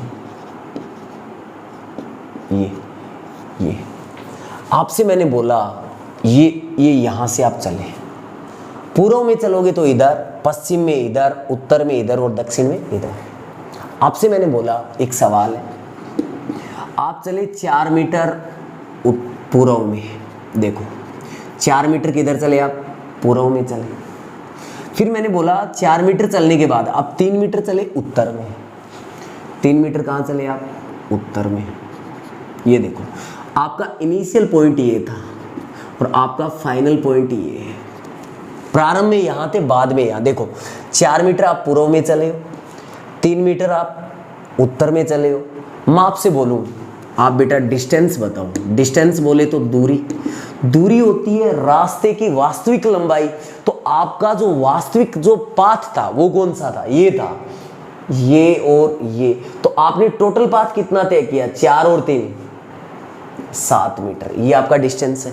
अब देखो मैं बोलूं विस्थापन बताओ, तो इनिशियल पॉइंट और फाइनल पॉइंट को ये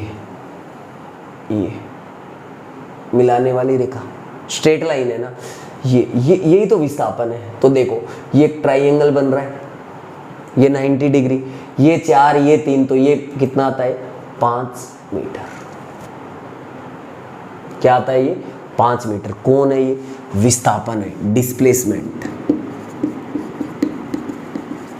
अरे बेटा ये आ गया 3 का स्क्वायर प्लस 4 का स्क्वायर का रूट, लंब स्क्वायर प्लस कर्ण स्क्वायर। अब आप बोलोगे सर ठीक है, ये है 5 मीटर है, डायरेक्शन तो बता दो। तो देखो ये 3, ये 4, ये 5, 3 4 5 एक फेमस ट्राइंगल है।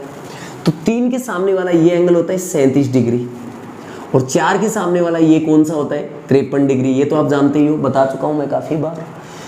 तो देखो ये पूर्व है, पूर्व से 37 डिग्री, देखो पूर्व से 37 डिग्री उत्तर की ओर, पूर्व से 37 डिग्री कहाँ, उत्तर की ओर। तो डिस्प्लेसमेंट कितना है, 5 मीटर पूर्व से उत्तर की ओर। कितना, पूर्व से उत्तर, पूर्व से 37 डिग्री उत्तर की ओर, ऐसे लिख सकते हैं। अब देखो मैं आपको बोलूं, आप इधर चले हैं 4 मीटर पूर्व में, फिर मैंने बोला 3 मीटर, फिर आप पूर्व में चले। देखो पहले भी 4 पूर्व में और फिर 3 कहाँ चले, आप पूर्व में चले।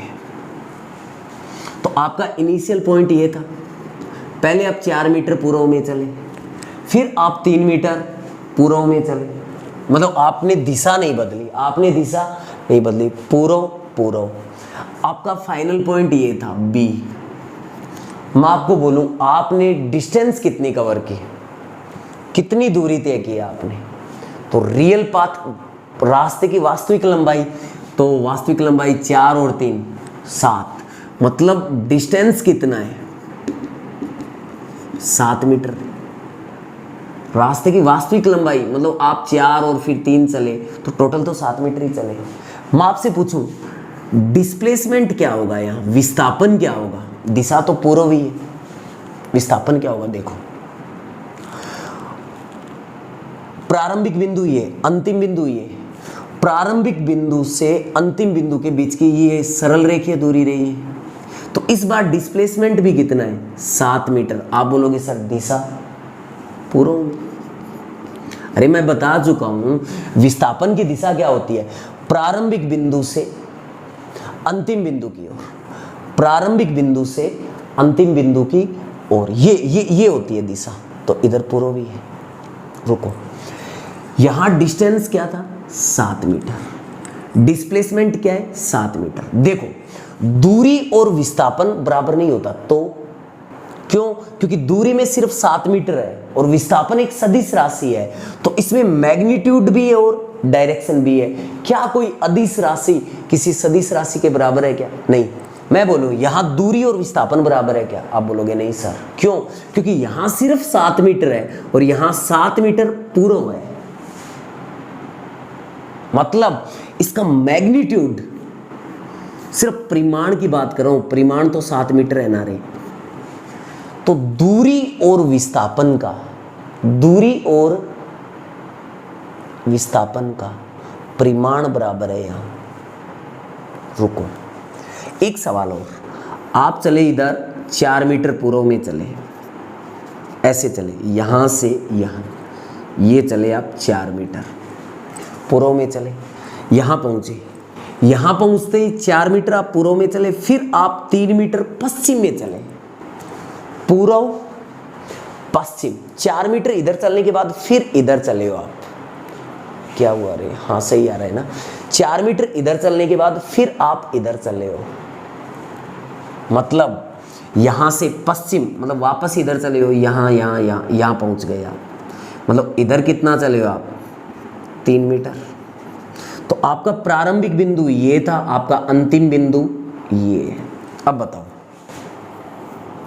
आपके रास्ते की टोटल लंबाई कितनी है, कितना डिस्टेंस आपने कवर किया, वास्तविक लंबाई।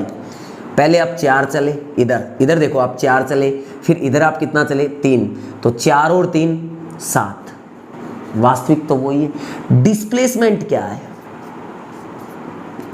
ये प्रारंभिक बिंदु और ये अंतिम बिंदु, इनके बीच की ये सरल रेखीय दूरी, ये टोटल 4 था, ये 3 था, तो ये कितना बचा है, 1 मीटर।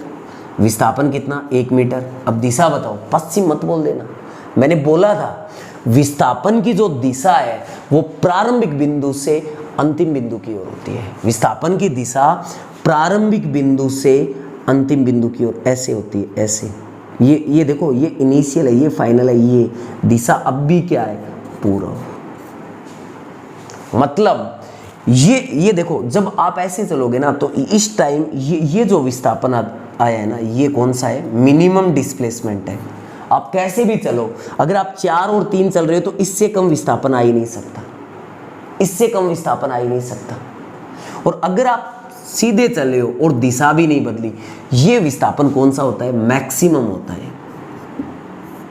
इससे बड़ा विस्थापन नहीं हो सकता। क्यों? क्योंकि आप यूं चल के यूं चले तो विस्थापन 5 मीटर ही था, ये 7। पहले भी पूर्व में, बाद में भी पूर्व में, मतलब आपने दिशा नहीं बदली। अगर आपने दिशा नहीं बदली तो आपका विस्थापन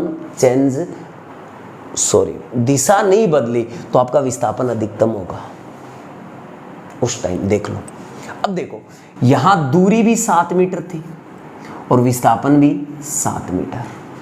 विस्थापन का परिमाण ऐसा कब होगा? बताओ। देखो मैं बोलूं, कण यहां कैसे चला है? सरल रेखा में। ध्यान से सुनना, एक बढ़िया बात है। यदि कोई